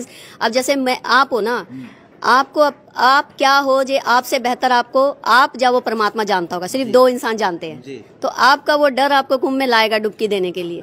लेकिन बात ये है कि भाई डुबकी देने से कुछ नहीं होगा। हर इंसान को इस बार पता है कि हमने क्या कोई बुरे कर्म करे हैं, क्या हमने अच्छे कर्म करे हैं। वो अंदर ही अंदर कोई ना भय एक उनको यहाँ पर खींच के ला रहा है। चाहे वो बड़ी बड़ी सेलिब्रिटीज, कोई भी, आप देख रहे हो किस तरह के लोग आ रहे हैं ना। आगे ध्यान से सुनना वीडियो भाई और बहनों। तो ये एक डर है क्योंकि कहीं ना कहीं वो जो ऊर्जा है, वो जिसको हम बता रहे हैं कि भाई वो धरती पर आ चुका है। इस बार खुद, मतलब वो जो बाप जी है ना, वो खुद आए हैं। इस बार कोई मिडिल मैन नहीं है। जैसे हम पहले ही बताए हैं कि भाई, क्या कह रही है बहन? इस बार वो बाप जी, वो बाप कौन? सारी सृष्टि का मालिक, सबको रचने वाला, सर्वद्रष्टा, सर्वसृष्टा, अंतर्यामी, नूर अनंत परमात्मा। तो ये बहन कह रही है इस बार वो बाप जी खुद आया, खुद। अरे धिक्कार है शतलोक आश्रमों से जुड़ी हुई 90% संगत को और गुरुदेव के कलयुगी काल प्रेरित बेटा बेटी भाई बंधु रिश्तेदारों को, इन कोऑर्डिनेटरों को। ये जगत वाली बहन है जिसको ना सतगुरु की शरण प्राप्त है, ना जिसको असली आध्यात्मिक ज्ञान प्राप्त है, ना जिसको भक्ति मार्ग प्राप्त है, ना जिसने कभी सतगुरु के सत्संग सुने, और ये भी उस चीज को महसूस कर रही है अपनी कॉमन सेंस से कि अब की बार वो बाप जी खुद आया हुआ, खुद कोई मिडिल मैन नहीं। मिडिल मैन मानी उसने किसी अवतार को नहीं भेजा, उसने सतलोक से किसी आत्मा को नहीं भेजा। जैसे आप आश्रम वाले भाई बहन अपने गुरुजी को एक आत्मा मान रहे हैं, एक मानुष मान रहे हैं, एक जीव मान रहे हैं कि कबीर जी ने हमारे गुरुजी को भेजा है, हमारे गुरुजी कबीर जी के अवतार हैं, हमारे गुरुजी तो कबीर जी के संदेश वाहक हैं। इस बहन से शिक्षा ले लो और अपने परमात्मा से नाक रगड़ रगड़ के भीख मांगो कि गुरुदेव भगवान हमें सद्बुद्धि दो, हे परमात्मा हम आपके संकेतों को समझ सकें, हमें बुद्धि दो, हमारा ज्ञान योग खोलो। अरे नित्य नियम करते समय पुस्तक को हाथ में लेके किया करो, परमात्मा के आगे खड़े होके, तब जाकर तुम्हारा ज्ञान योग खुलेगा। जब तक तुम नित्य नियम यानी तीनों समय की आरती हाथ में पुस्तक लेकर विधि से नहीं करोगे, अपने बाप के आगे खड़े होकर, तब तक तुम्हारा ज्ञान योग नहीं खुलेगा। सुबह का नित्य नियम करते समय हम परमात्मा से क्या मांगते हैं? सुबह का नित्य नियम अत सर्व लक्षणा ग्रंथ है और हम परमेश्वर से क्या विनती करते हैं? गरीब उत्तम कुल करतार दो, द्वादश भूषण संग, रूप द्रव्य दो, दया करो, ज्ञान भजन सत्संग, शील संतोष विवेक दो, अक्षमा दया इकतार, भाव भक्ति वैराग्य दो, नाम निरालम सार। और आगे क्या मांगते हैं फिर परमात्मा से? योग युक्ति स्वास्थ्य जगदीश दो, सूक्ष्म ध्यान दयाल, सूक्ष्म ध्यान, कि हम आपके संकेतों को समझ सकें। तो भैया जब तक आप अपने हाथ में भक्ति बोध लेकर और अपने बापों के बाप सतगुरु रामपाल जी परमेश्वर जी के आगे खड़े होकर आरती नहीं करोगे, आपको ये सूक्ष्म ध्यान का आशीर्वाद नहीं मिलेगा, आपका ज्ञान योग नहीं खुलेगा, आप इसी प्रकार से डामाडोल रहोगे। गरीब माया का रस पिया कर हो गए डामाडोल। आप आश्रम वाले भाई बहन तो इन आश्रमों में जा जाके डामाडोल हो चुके हैं, डामाडोल। गरीब ऐसा सतगुरु हम मिला, ज्ञान योग दिया खोल, और हम सत्सेवकों को सतगुरु रामपाल जी परमेश्वर मिल गए और हमारा ज्ञान योग खोल दिया, क्योंकि हम प्रतिदिन इस पुस्तक को हाथ में लेकर अपने बाप के आगे खड़े होकर अपने मुख से मांगते हैं, मुख से हम आरती करते हैं। और आप लोग लगा के मोबाइल में नित्य नियम, कोई बाथरूम में जाके बैठ जाता है, कोई वापस बिस्तर में लेट जाता है, कोई अपने घर के 20 प्रकार के कार्य करता रहता है। किसी को तो समय नहीं है, काम धंधे पर आते जाते समय ही नित्य नियम और संध्या आरती करते हैं जेब में मोबाइल डाल के। तो तुम्हें कैसे ज्ञान और ध्यान मिलेगा? कैसे परमात्मा तुम्हारा ज्ञान योग खोलेगा? क्योंकि तुम परमात्मा से मांग ही नहीं रहे। अरे गुरुजी खुद ही खुद से मांग रहे हैं। आरती कौन करता है मोबाइल में? गुरुजी कर रहे हैं ना। आरती किसको करनी चाहिए? भगत को। अगर मोबाइल में आरती करना ही सर्वश्रेष्ठ विधि है तो फिर परमात्मा ने भक्ति बोध क्यों दी छपवा कर? सभी को मोबाइल दे देते, सभी को एक एक मेमोरी कार्ड दे देते। फिर ये पुस्तक क्यों दी और क्यों लिखा इस पुस्तक के ऊपर मूल्य नित्य नियम पाठ? यानी आपने रोजाना इस पुस्तक को पढ़ना है, इसका पाठ करना है। तो भैया जब तक अपने बाप के सामने खड़े होकर आरती नहीं करोगे तब तक तुम्हारा ज्ञान और ध्यान कुछ भी नहीं खुलेगा, कुछ नहीं मिलेगा, कुछ नहीं समझ पाओगे। आरती तो अभी तक गुरुजी कर रहे हैं तुम्हारे घरों में, मोबाइल में लगा के छोड़ दिया। आरती तो गुरुजी कर रहे हैं, तुम कहां कर रहे हो? तो इस बहन से शिक्षा लो और भीख मांगो गुरुदेव भगवान से। लेकिन तुम तो लड्डू जलेबी बर्फी मांगते हो परमात्मा से कि अगला समागम कब आएगा, अगला समागम कब आएगा, अब की बार कौन से आश्रम में जाऊंगा, लड्डू जलेबी बर्फी खाऊंगा। तुम ज्ञान और ध्यान कहां मांग रहे हो परमात्मा से? तो क्या कह रही है बहन कि अब की बार कोई मिडिल मैन नहीं है, वो बापों का बाप, वो बाप जी खुद धरती पे आया हुआ है, और वो बाप जी है सतगुरु रामपाल जी। सतगुरु रामपाल जी सबका बाप जी। तो इस बहन से शिक्षा ले लो, बहन क्या कह रही है। तो ये एक डर है, क्योंकि कहीं ना कहीं वो जो ऊर्जा है, वो जिसको हम बता रहे हैं कि भाई वो धरती पर आ चुका है, इस बार खुद मतलब वो जो बाप जी है ना, वो खुद आए हैं। इस बार कोई मिडिल मैन नहीं है। जैसे हम पहले ही बताए हैं कि भाई ये गुरु, ये सब जो परंपरा चल रही है ना, आश्रमों की, ये अखाड़े की, ये दीक्षा देने की, ये सब चीजें खत्म हो गई हैं। इसको मान लीजिए। मतलब देर हो जाए, पहले ही बहुत देर हो गई है, अब मान लीजिए यही सत्य है। ध्यान से सुनना।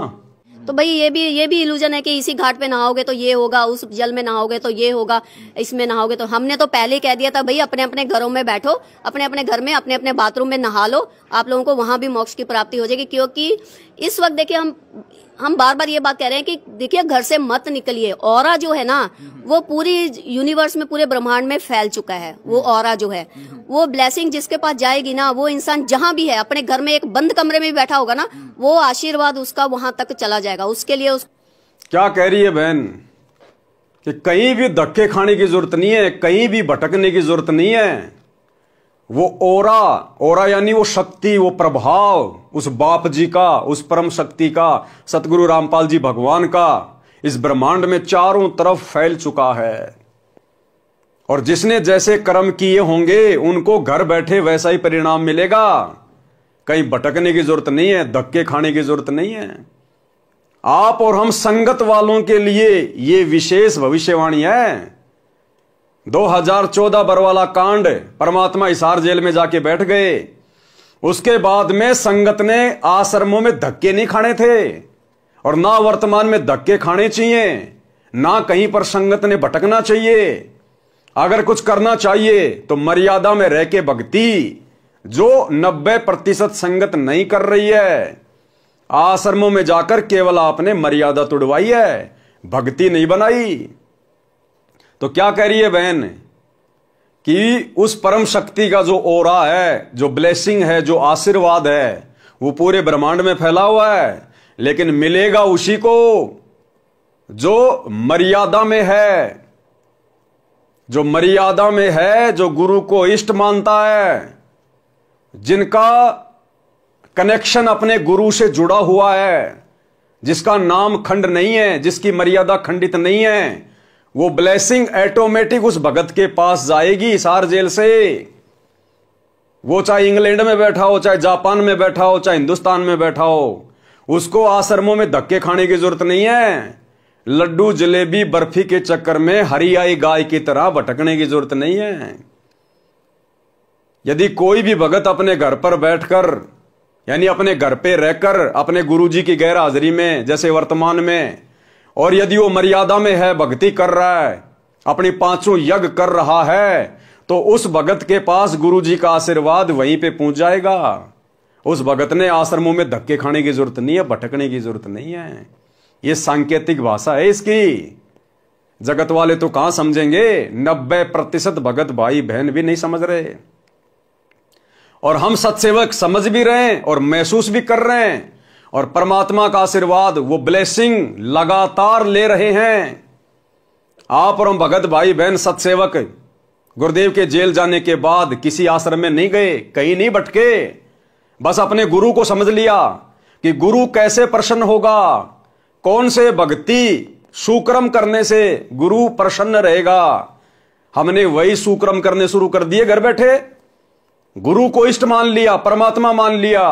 गीता अध्याय 3 श्लोक 13 के अनुसार उनको परमात्मा मानकर भोग लगाना शुरू कर दिया। घर घर गुरु का आश्रम बना दिया, आसन लगा दिया, और नेक नीति ईमानदारी से अपना काम कर रहे हैं, और ज्ञान आधार से भक्ति कर रहे हैं। और परमात्मा अपने प्रत्येक बच्चे के साथ में है, शब्द रूप में प्रत्येक बच्चे के साथ में। दर्शन दे देकर परमात्मा विश्वास बढ़ा रहे हैं, प्रकट हो के परमात्मा विश्वास बढ़ा रहे हैं। तो परमात्मा कहां है? परमात्मा अपने मर्यादित भगत के साथ में है।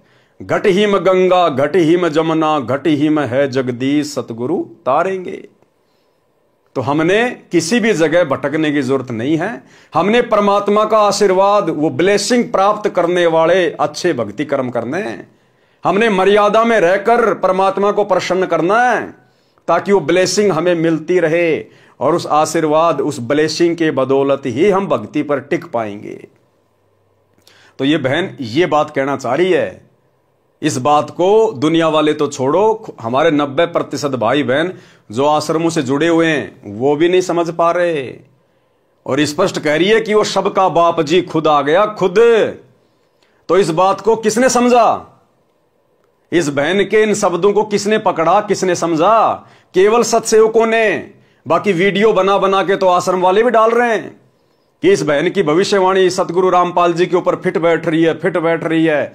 अरे इस बहन की भविष्यवाणी तो गुरु जी पे फिट बैठ रही है, लेकिन तुम्हारे दिमाग में कुछ नहीं बैठ रही, तुम्हारे ऊपर फिट नहीं बैठ रही, क्योंकि तुम अपने गुरु को बाप जी मान कहां रहे हो? तुम तो इनको मिडिल मैन मान रहे हो। अगर तुम अपने बाप सतगुरु रामपाल जी को बाप जी मान लेते इस बहन के अनुसार, तो भाई तुम उस कागज के टुकड़े दाढ़ी मूंछ वाले कबीर जी की फोटो को अपने घर में रखकर, अपने दरबार में रखकर, अपने लॉकेट में टांग कर, और जून के महीने में उस मुर्दा फोटो को कबीर मानकर, उसका कबीर प्रगट दिवस मनाकर अपने बाप सतगुरु रामपाल जी को मिडिल मैन घोषित ना करते। क्योंकि सतगुरु रामपाल जी के रहते सहते किसी अन्य को परमात्मा मानना, उस दाढ़ी मूंछ वाली कबीर जी की मुर्दा फोटो को कबीर भगवान मानना, उसका प्रकट दिवस मनाना जून के महीने में, सतगुरु रामपाल जी को मिडिल मैन मानना है, मिडिल मैन। तो इस बहन की भविष्यवाणी तो फिट बैठ रही है, लेकिन आप आश्रम वाले भगत भाई बहनों के दिमाग में यह बात फिट नहीं बैठ रही कि सतगुरु रामपाल जी स्वयं बाप जी हैं। आज भी तुम लोग उनको मिडिल मैन ही मान रहे हो, मिडिल मैन। और जब तक जून के महीने में वो दाढ़ी मूंछ वाले नकली मुर्दा कबीर का प्रकट दिवस मनाते रहोगे, तब तक तुम्हारी नजरों में सतगुरु रामपाल जी मिडिल मैन ही रहेंगे। और आदरणीय गरीबदास जी ने मिडिल मैन को मानुष कहा है, मानुष। गुरु मानुष कर जानते ते नर कहिए अंध, ओहे दुखी संसार में आ गए यम के फंद। तो भाइयों और बहनों, इस बहन के विचारों को केवल सत्सेवकों ने समझा है। ये बात कह रहे हैं कि देखिए घर से मत निकलिए। ऑरा जो है ना वो पूरी यूनिवर्स में, पूरे ब्रह्मांड में फैल चुका है। वो ऑरा जो है, वो ब्लेसिंग जिसके पास जाएगी ना, वो इंसान जहां भी है, अपने घर में एक बंद कमरे में भी बैठा होगा ना, वो आशीर्वाद उसका वहां तक चला जाएगा। उसके लिए उसको चल के आने की किसी घाट में जरूरत नहीं है। ये मतलब इस सत्य को जितनी जल्दी हो सकता है, मैं तो आम जनता के लिए कहूंगी, क्योंकि आम जनता भोली भाली होती है। वो ऐसे गुरुओं के चक्कर में लोग जो कहानियां सुनाते हैं उनमें उन लोग बह बह के ये सब रास्ते अपना लेते हैं। भाई आम जनता को यही कहूंगी, अपने अपने घर में बैठो, बाहर मत निकलिए। इस वक्त बहुत ही हालात जो है वो बहुत खराब, और हो सकता है इससे भी हाँ, इससे भी। आप इसको एक मिनट, यहाँ पर मैं एक चीज कहना है, इसको ये समझ लीजिए, ये मत समझिएगा कि एक छोटी सी घटना कुंभ में हुई और ऐसे ऐसे करके कुछ लोग मर गए। आपको क्या पता कितने लोग मरे नहीं मरे ना, क्या पता आप लोगों को दिखाए ना। ये आप लोगों के लिए एक मैसेज है कि इससे भी बड़ी घटना मतलब हो सकती है, जहां पर मतलब इतनी भीड़ में, मतलब ज्यादा संख्या में मतलब लोगों की जान जा सकती है। ये तो परमात्मा ने एक इशारा, छोटा सा इशारा किया है। ये संकेत दुनिया वालों के लिए नहीं है, ध्यान रखना। ये दुनिया तो मरती आई है, मर रही है और आगे भी ऐसे मरेगी। परमात्मा अगर किसी आत्मा में प्रेरणा करके कोई संदेशा दिलवाते हैं तो अपने पंथ के लोगों के लिए दिलवाते हैं। ये इस बहन का संकेत इन आश्रमों की तरफ है, इन आश्रमों की तरफ जहां पर समागमों में भीड़ इकट्ठा हो रही है। और 2018 में परमात्मा ने एक छोटा सा ट्रेलर भी दिखा दिया था। 2018 रोहतक का पशु मेला ग्राउंड, 10-12 लाख भगत इकट्ठे कर दिए गए सतलोक आश्रम मैनेजमेंट हरियाणा के द्वारा। और किस प्रकार से आंधी तूफान आया, बारिश आई, सारी व्यवस्था अस्त व्यस्त। ये तो शुक्र मनाओ कि परमात्मा की शरण में हो, वरना सैकड़ों की संख्या में वहां पर भगत भाई बहन भीड़ में दब दब के मरते। जिस प्रकार कुंभ के मेले में कई ट्रक लोगों के कपड़ों और चप्पलों के भर के बाहर फेंके गए ना, उस समय 2018 में कबीर प्रकट दिवस पर पशु मेला ग्राउंड रोहतक में एक ट्रॉली भगतों की चप्पलों की, जूतों की भर के बाहर फेंकी गई थी। भगत भाई बहन, किसी का बैग रह गया, किसी के चप्पल रह गए, किसी के जूते रह गए, किसी का बच्चा रह गया, अपनी जान बचा के भागे थे। वहां सारी व्यवस्था बिगाड़ दी काल ने। नमस्कार। नमस्कार दोस्तों, सच समाचार में आपका स्वागत है। आज हम पहुंचे हैं रोहतक पशु मेला ग्राउंड में, जहां पर कबीर प्रकट दिवस बहुत जोरों शोरों से मनाया जा रहा है। आपको बता दें कि ये 622वां कबीर प्रकट दिवस है, जो कि संत रामपाल जी द्वारा इस ग्राउंड में बहुत ही विशाल तरीके से मनाया जाता है। आप देख सकते हैं कि ये भंडार घर में सेवादार चाय वितरण कर रहे हैं और लाखों की तादाद में यहाँ भगत जन आने का जो है कि बताया जा रहा है। और ये देख सकते हैं कि आप सब्जियाँ आ चुकी हैं और सेवादार किस तरह लगे हुए हैं। लगभग 10,000 सेवादार ऑलरेडी पहुँच चुके हैं और इस बार टेंट की व्यवस्था बहुत ही ज़बरदस्त है। और देखिए, आप देख सकते हैं कि किस तरह हैवी टेंट है और सब सेवादार देखो सेवा कर रहे हैं। लेकिन होता क्या है कि अचानक तूफान आ जाता है। आप देख सकते हैं कि सेवा करते हुए तूफान तेजी से आगे बढ़ रहा है और अपना प्रचंड रूप धारण कर रहा है। आपको बता दें कि 28 जून के भंडारे में भी इस तरह विशाल तूफान आया था और बारिश हुई थी, लेकिन इस बार भी देख सकते हैं आप कि कितना भयंकर तूफान। देखिए कैसे भगत जन तूफान में दौड़ रहे हैं।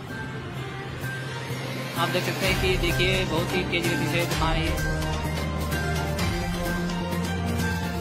कैसे टेंट उड़ जा रहे हैं और सारे भगत जन शेड के नीचे आ रहे हैं, बच्चे दौड़ रहे हैं। आप देख सकते हैं इस वीडियो में। लेकिन जो हैवी शेड है उसमें कोई परिवर्तन नहीं। हालांकि इसकी व्यवस्था में कोई दिक्कत नहीं आई है, जो कि संत रामपाल जी महाराज जी ने इस बार व्यवस्था बहुत ज़बरदस्त करवाई है। देख सकते हैं कि कितना भयंकर तूफान, जो कि शेड को ले उड़ने की ताकत रखता था, लेकिन इस बार शेड बताया जा रहा है कि बहुत ही ज़बरदस्त तरीके से बनाए गए हैं। भगत जन शेड के नीचे सुरक्षित खड़े हैं और देखिए कैसे भगत भाग रहे हैं। आप देख सकते हैं कि तूफान की गति बहुत ही तीव्र है और इसके बाद ही बारिश स्टार्ट होती है। आप देख सकते हैं किस तरह तेजी से बारिश पड़ रही है। तो इस बहन का संकेत आने वाले दिनों में इन शतलोक आश्रमों के ऊपर है कि भैया भीड़ करने से बचो। तुम्हें सतगुरु ने आत्म ज्ञान करवा दिया, परमात्म ज्ञान करवा दिया, घर बैठ के भक्ति क्यों नहीं करते? बकवाद करते हुए क्यों फिर रहे हो? जब तुम्हारा गुरु आश्रम में नहीं है तो आश्रम में तुम्हें मिलेगा क्या? ये सत्संग तो तुम अपने घर पे भी सुन सकते हो, ये भंडारा तो तुम अपने घर पे भी कर सकते हो, फिर बकवाद करने के लिए क्यों भटक रहे हो गुरु की गैर हाजिरी में? तो आने वाले दिनों में यह संकेत है, अगर ये संगत नहीं सुधरी और इसी प्रकार से भीड़ करती रही तो भैया कोई भी अनहोनी घटना घटित हो सकती है। और दास को भैया हिसार जेल में सौंपन आया था।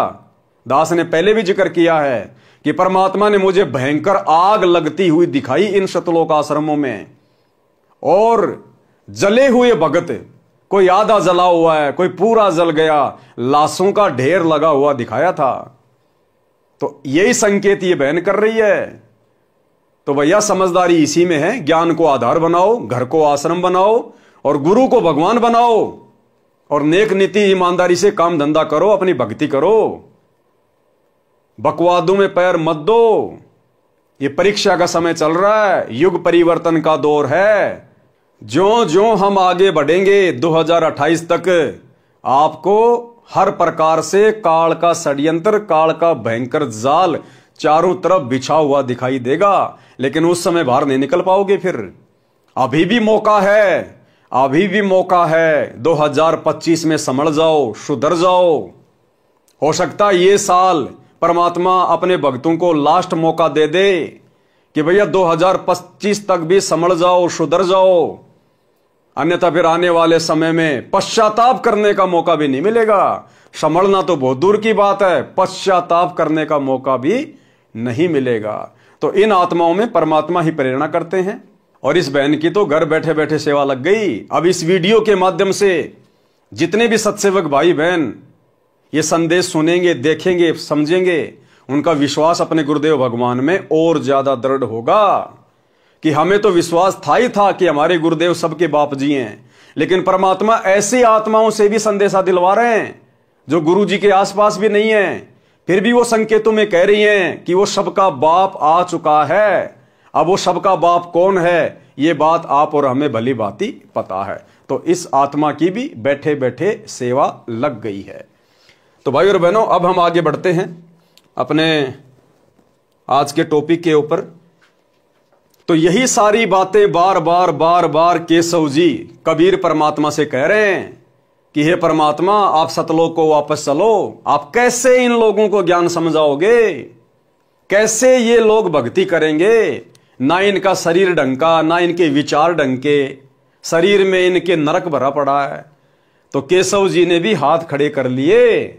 इसलिए ये बहन कह रही है कि किसी मिडिल मैन की बस की बात नहीं है, ये कलयुग की बिचली पीढ़ी है। बाप जी ने खुद ही आना है, और बाप जी खुद 8 सितंबर 1951 को आ चुके हैं, और सन 1994 से अपना यथार्थ 13वां कबीर पंथ शुरू करके सतयुग की शुरुआत कर चुके हैं। हे कबीर जी, ये सब अहंकारी जीव हैं, इनको कैसा ज्ञान और ध्यान बताया जा सकता है? ये कैसे भक्ति करेंगे? हे कबीर जी, आप इनमें कहां फंसे बैठे हो? हे कबीर मन भावने, यानी मेरे प्रिय सुन, आपकी बात उत्तम है, आप जैसा साधु हो ही नहीं सकता। आप इनका कल्याण चाहते हो, ये आपको कष्ट देते हैं। गुरुदेव भगवान हमारा कल्याण चाहते हैं, भक्तों का भी और जगत का भी, क्योंकि परमात्मा के तो सभी बच्चे हैं। लेकिन जगत वाले भी अपने बाप को ना समझकर पिछले 30 वर्षों से इनके साथ में अभद्र व्यवहार करते आ रहे हैं, और खुद के भगत भी अपने बाप को ना समझकर बरवाला कांड को करवाने में विशेष भूमिका निभा चुके हैं। जजों को भड़का के, प्रशासन को भड़का के, जजों के खिलाफ 3 पुस्तकें लिखकर और बरवाला कांड में अपनी मनमानियां करके हम भगत भी अपने भगवान को दुखी कर चुके हैं।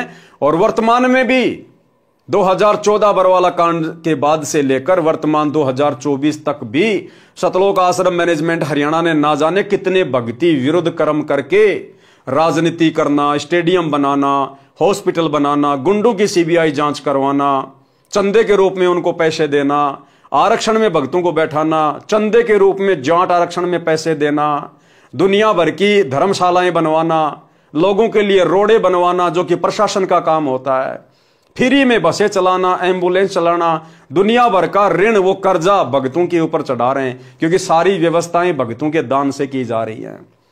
तो आज हिसार जेल में बैठे हुए उस बाप जी को सतलोक आश्रम मैनेजमेंट हरियाणा पिछले 10 वर्षों से ज्ञान विरुद्ध हरकतों से दुखी ही कर रहा है।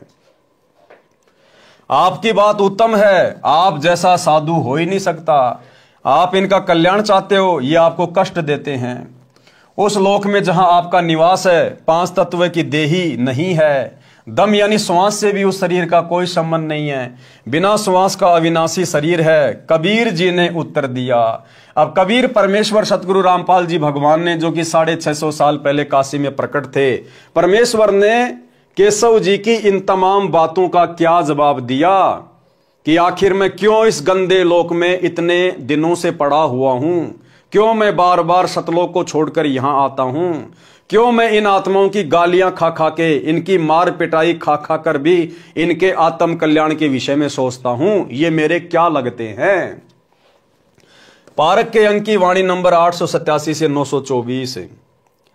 सुन के सब अब बंदना कहे कबीर संदेश, गरीब दास सब लोक में है हमरा परवेश। कि भाई केशव, आप तो केवल इसी गंदे लोक की बात कर रहे हो, मेरा तो सर्व लोकों में प्रवेश है। मैं कहां नहीं हूं, मैं तो सृष्टि के कोने कोने में हूं। हम अमान अविगत पुरुष चुंबक ज्यों चमकार, गरीब दास लोहा फिरे हमरे अदर आधार। लोहे रूपी देह है चुंबक रूपी प्राण, गरीब दास दो से बगल शब्दातीत अमान। जब हम खेचे प्राण को दम मिले दरियावे, गरीब दास पिंडा पड़े सुन श्वास मिल जाए। सुन हमारा रूप है हम हैं सुन से न्यारे, गरीब दास उस प्राण को हम ही जोवन हार। हम जो वे हम एचे ही यो सब ख्याल हमारे, गरीबदास अविगत अदल फजल फूल दीदार। फूल रूप सब प्राण है फूल फूल में गंध, गरीबदास मम महल की मैं ही जानत सिंध। पिंड पेड़ जीव बीज हैं पिंड बीज से होत, गरीबदास जाने नहीं माता दूजत सोत। बालक पीव अति अघाय माता दूधी धेन, गरीबदास उस नरक में कहा रतन सुरसैन। हाड़ चाम की दे में दूध रतन सरबंत, गरीबदास उस पिंड में ऐसे है भगवंत। थन दूधी को पकड़ कर जय कोई देखे दूध, गरीबदास उस पिंड में हाड़ चाम और गूद। हमरे ही उणियार है हमरा सिरजनहार, गरीबदास विधि वेद सुन उदर मुक्ति द्वार। तन के अंदर मन बस मन में दिल दरियाव, गरीबदास उस लहर से न्यारा है प्रभाव। चित के बीच चबूतरा तहाँ वहाँ रहन हमारे, गरीबदास उस महल में दूजा नहीं लगार।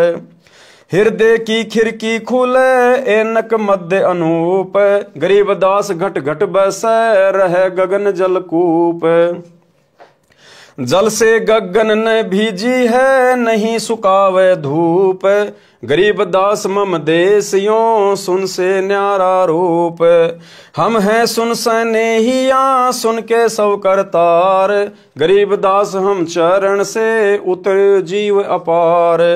जुग 70 हम ज्ञान दे जीवन समझा एक, गरीबदास घर घर फिरे धरे कबीरा भेख। 70 युग सेवन किए किने न बूझी बात, गरीबदास मैं समझावत हूँ मोहे लगावे लात। कल्प कोटि जुग बीतिया हम आए हर बेर, देखो क्या कह रहे परमात्मा केशव से, कल्प कोटि युग बीतिया हम आए हर बेर, यानी हर बार इस पृथ्वी पर हम ही आए हैं, कोई अवतार नहीं आया, किसी को भेजा नहीं है सतलोक से। कल्प कोटि युग बीतिया हम आए हर बेर, यानी हर बार हम खुद ही आए हैं। तो अब की बार क्या किसी को भेजेंगे क्या? अब की बार भी परमात्मा स्वयं ही आए हैं। कल्प कोटि युग बीतिया हम आए हर बेर, गरीबदास के सौ सुनो दिन भक्ति की टेर। स्वर्ग मृत्यु पाताल में हम बैठे कई बार, गरीबदास घर घर सीजा मार मार कह मार। हमरी जाति अपूर्वी पूर्व रहनी हमारे, गरीबदास कैसे जुड़े पश्चिम के कातार। हम है पूर्व ठेठ के उतरे ओगट घाट, गरीबदास जीव दक्षिण के यो नहीं मिलती साठ। हम पूरब के पूर्वी उत्तर देश उतरंत, गरीबदास जीव दक्षिण के यो नहीं संगी चलंत। जिन हमरी सीख लई काटो यम जंजीर, गरीबदास के सब सुने ऐसे कहें कबीर। अब क्या कहते हैं कबीर परमात्मा कि जब जब मैं इस धरती पर आता हूं और जो ज्ञान बताता हूं, मर्यादा बताता हूं, और जिन जिन आत्माओं ने मेरे से शिक्षा लेकर मेरी मर्यादा निभाई है, आजीवन भक्ति पे लगे रहे हैं, कहते हैं मैं उन सब की काल की जंजीरें काट देता हूं। जिन हमरी सीख लई काटो यम जंजीर, गरीबदास के सब सुने ऐसे कहें कबीर। फिर बाजी बिदना रचे वह नहीं जीव आवंत, गरीबदास सतलोक में अमर पटा पावंत। अनंत कोटि बाजी तहां रचे सकल ब्रह्मांड, गरीबदास मैं क्या करूं काल करत जीव खंड। अब परमात्मा कहते हैं भैया मैं तो सबको ज्ञान देता हूं, सबको समझाता हूं, सबके भले की सोचता हूं, लेकिन मेरा और इस काल का एक एग्रीमेंट हो रखा है।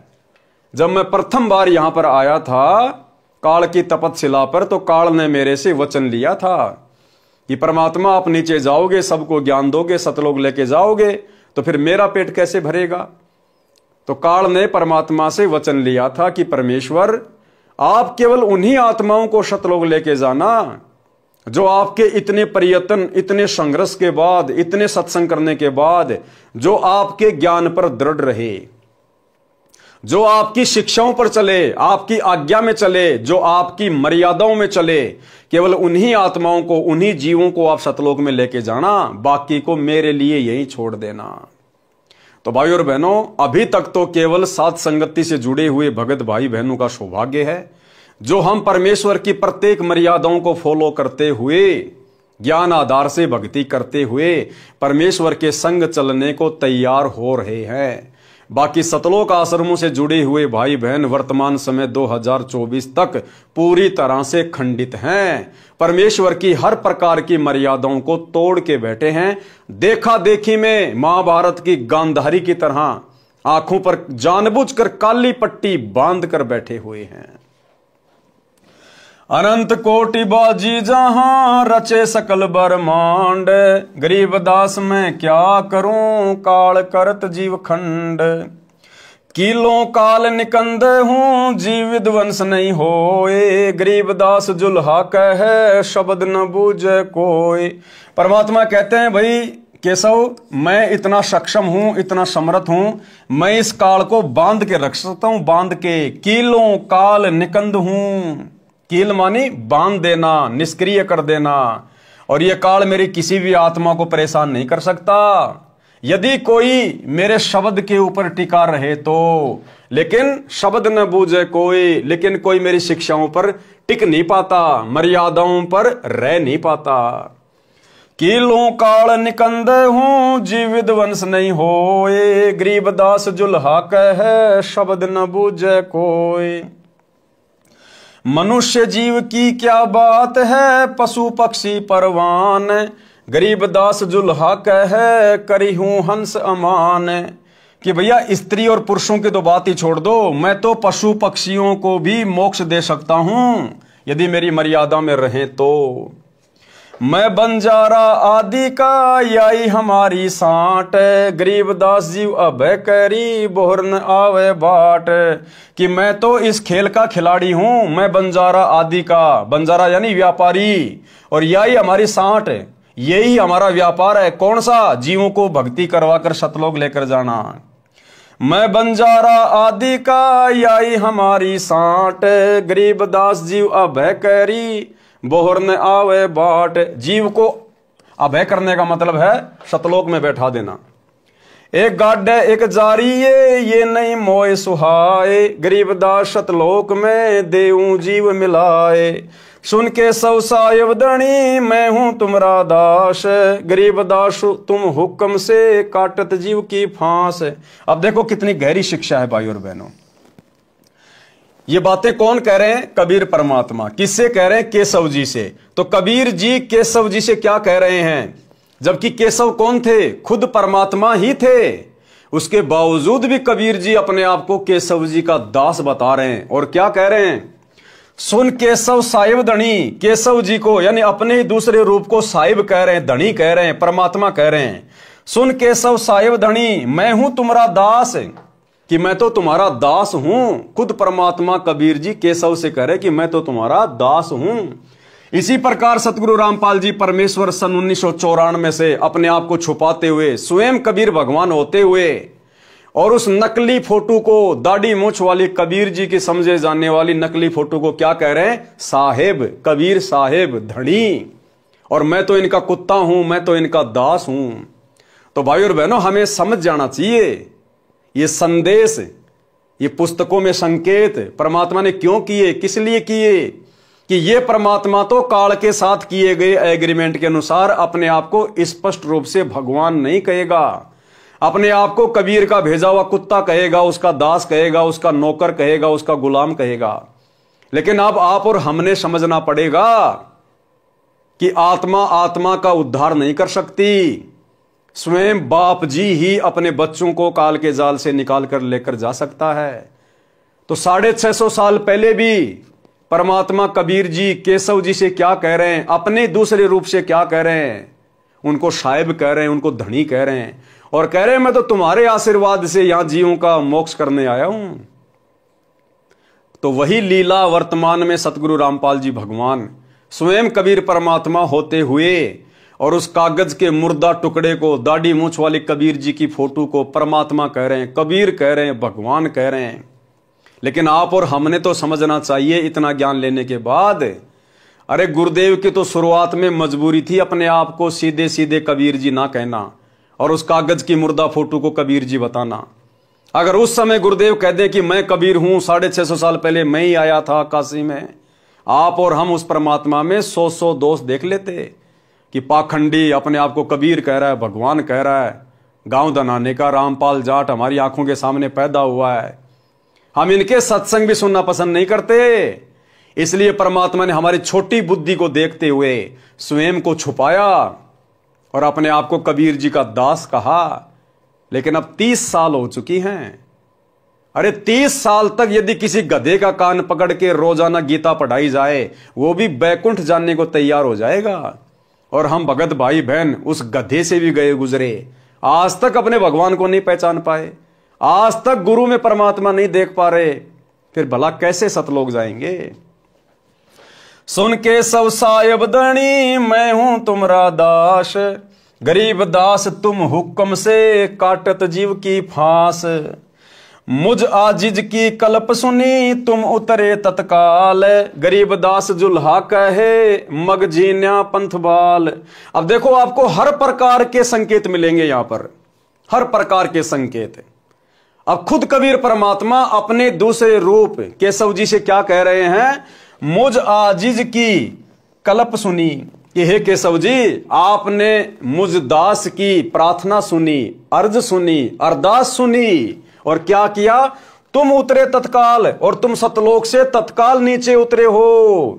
गरीब दास जुल्हा कहे मम झीना पंथबाल। क्या कह रहे हैं कबीर परमात्मा? केशव कौन था? खुद कबीर भगवान ही था ना। और दूसरा रूप जो सतलोक से सामान लेके आया था केशव जी का, खुद कबीर भगवान ही था ना। फिर भी कबीर जी अपने ही दूसरे रूप से केशव जी से क्या कह रहे हैं कि आप साहिब हो, धनी हो, आप मेरी अर्ज पर, मेरी प्रार्थना पर ऊपर से तुरंत नीचे उतरे हो। और दास यही बातें आप भाई बहनों को लगातार बोलता आया है कि 1997 में परमात्मा सतगुरु रामपाल जी भगवान जिस कबीर भगवान के आने की बात कहते हैं बार बार कि 1997 में मार्च के महीने में दिन के 10 बजे मुझ रामपाल दास को कबीर परमात्मा जिंदा महात्मा के रूप में मिले, मेरे को सार नाम का आदेश दिया और कुछ ही देर बाद अंतर ध्यान हो गए। और दास बार बार क्या कहता भाई बहनों को कि इस कबीर भगवान सतगुरु रामपाल जी को भला दूसरा परमात्मा कौन मिलेगा, ये खुद ही खुद को मिलता है, इसको कोई और भगवान ऊपर से आके नहीं मिल सकता, क्योंकि इनके अलावा इधर उधर ऊपर नीचे दाएं बाएं यहां वहां और कोई भगवान नहीं है। ये तो लीला करते हैं, अपने आप को छुपाते हैं, क्योंकि परमात्मा ने उस वाणी को सत्य सिद्ध करना था जो 1997 के विषय में बोली गई थी कि जब आवे 5500 पांचा तब ये वचन मेरा होगा साचा, 5000 और 500 जब कलयुग बीत जाए, महापुरुष फरमान तब जग तारण को आए। तो ये वाणी 1997 में पूरी होती है, क्योंकि सन 1997 में कलयुग के 5505 वर्ष पूरे हो जाते हैं। इस वाणी को सत्य साबित करने के लिए परमात्मा ने इस प्रकार की लीला की और कहा कि मार्च 1997 में दिन के 10 बजे मुझ रामपाल दास को कबीर भगवान ऊपर से जिंदा बाबा के रूप में मिले, जबकि आपको इस बात का कहीं कोई प्रमाण नहीं मिलेगा। तो भाई और बहनों, प्रत्येक बातें जो साथ संगति में आप लोगों को बताई जाती हैं ये उआबाई नहीं है, गुरुदेव भगवान के विशेष आशीर्वाद और उनकी प्रेरणा से ही बताई जाती है। यही लीला परमात्मा ने वहां करी। केशव बन जा रहा उनका खुद का रूप और खुद के रूप से कह रहे हैं कि आपने मेरी अर्ज सुनी, आपने मेरी अरदास सुनी और आप सतलोक से 9 लाख बॉडी लेकर आए, भंडारे का सामान लेके आए, आप तत्काल नीचे उतर के आ गए। कौन आया तत्काल नीचे उतर के? अपने दूसरे रूप में खुद कबीर भगवान ही तो थे। तो यही लीला परमात्मा अपने आप को छुपाते हुए वर्तमान में कर रहे हैं। मुझ आजिज की कल्प सुनी तुम उतरे तत्काल, गरीब दास जुल्हा कहे मम झीना पंथ बाल। 9 लख बोडी उतरी के सव कसत करंत, गरीब दास मम कारणे भक्ति स्वरू भगवंत। सुन स्वामी साहेब धनी करहूं अर्ज अनेक, गरीब दास जुल्हा कहे पूर्ण कीने भेष। कामधेनु कल वृक्ष तू मैं एक तुमरा फूल, गरीब दास के शवधनी सदा संग मखमूल। अब बताओ केशव जी को कितनी महिमा दे रहे हैं कबीर परमात्मा कि तुम तो स्वयं कामधेनु की तरह हो, तुम तो कल्प वृक्ष की तरह हो, और मैं तो तुम्हारे सामने एक फूल की भांति हूं, जो आप 18 लाख लोगों के लिए भंडारा लेके आ गए। जबकि सारा काम कौन कर रहे थे बैठे बैठे? स्वयं धनी। तुमसे संगी संग है हमरे कछु ना चाहे, गरीब दास सतगुरु धैनी उतरे माल भराए। पूर्ण ब्रह्म कृपा निधान सुन के सौ करतार, गरीब दास मुझ दीन की रखियो बहुत संवार। अब बताओ, खुद कबीर परमात्मा सारी सृष्टि का मालिक और अपने दूसरे रूप केशव को कह रहा है कि आप मेरी संभाल रखना, आप मेरा ध्यान रखना, आप तो सारी सृष्टि के मालिक हो, कृपया निधान हो, और गरीब दास मुझ दीन की रखियो बहुत संभाल। खुद भगवान अपने दूसरे रूप से कह रहे हैं कि आप मुझे संभालते रहना समय समय पे। इसी प्रकार सतगुरु रामपाल जी परमेश्वर स्वयं कबीर परमात्मा होते हुए भी अपने आप को कबीर जी का दास कहते हैं, उनका गुलाम कहते हैं, उनका कुत्ता कहते हैं कि उस परमात्मा ने दास को शक्ति दे रखी है। भाई और बहनों, 650 साल पहले वाली वही लीला चल रही है, और हमने अपने गुरुदेव को समझना पड़ेगा, परमात्मा मानना पड़ेगा, नहीं तो हमारा काम 650 साल पहले की तरह अधूरा ही रह जाएगा। कबीर जी वचन। अब कबीर परमेश्वर जी क्या कह रहे हैं? सरलार्थ किया है परमात्मा ने उन तमाम वाणियों का। पारक के अंक की वाणी नंबर 887 से 924 का सरलार्थ है। कबीर जी ने कहा कि हे केशव, मेरा निवेदन सुन, मैं सब स्थानों पर विद्यमान हूं, मैं सर्वव्यापक हूं। जैसे गऊ बच्चे को जन्म देती है, गाय के शरीर में रुधिर भी है यानी खून भी है, गोबर पेशाब भी है, मांस भी है, हड्डियां भी हैं, उसी शरीर में बच्चे के लिए दूध भी बन गया है। इसी प्रकार सत्य साधना करने से इसी रुधिर व मल भरे मानव शरीर में परमात्मा भी प्रकट हो जाता है, भक्ति की शक्ति बन जाती है, जीव का मोक्ष हो जाता है। बच्चे के जन्म से पहले यदि गाय या भैंस के थन को चीर फाड़ कर देखें तो दूध नहीं मिलेगा, मांस व रक्त मिलेगा। बच्चा उत्पन्न होने के पश्चात दूध की बाल्टी भर देती है। हे केशव, अपना सृजनहार अपने उनियार जैसा है, यानी मानव स्वरूप है। ये सब वार्ता मानव को समझाने के लिए है। मैंने यानी कबीर जी ने, जो काल से अधिक प्रभावित है, कर्महीन है, उनको 70 युग तक तत्व ज्ञान समझाया। जुग 70 हम ज्ञान दिया, जीव न समझा एक भी जीव नहीं समझा। मैं घर घर भिन्न भिन्न वेश धारण करके जाता हूं, समझाना चाहता हूं, मेरे को लात मारते हैं। हे केशव सुन, मैं करोड़ों कल्पों तक बार बार सच्ची भक्ति करने की प्रेरणा करने स्वर्ग लोक, पाताल लोक तथा पृथ्वी लोक पर कई बार गया और आया हूं। ये जीव मेरे पीछे पड़ जाते हैं, कहते हैं कि ये झूठा ज्ञान कहता है, इसको मारो मारो। 2006 का क्रोथा कांड, 2014 का बरवाला कांड, वर्तमान में हिसार जेल में बैठे हुए, और 2000 से पहले सन 1994 से 2000 तक गांव गांव जाकर परमात्मा सत्संग करते थे, जीवों को समझाया करते थे। लोग गालियां निकाला करते थे, लोग जो है पत्थर मारा करते थे, बदसलूकियां किया करते थे कि ये हमारे देवी देवताओं को कमजोर बता रहा है, देवी देवताओं की भक्ति छुड़वाता है, इनको छोटा बताता है। भाई और बहनों, सेम वही लीला वर्तमान में चल रही है।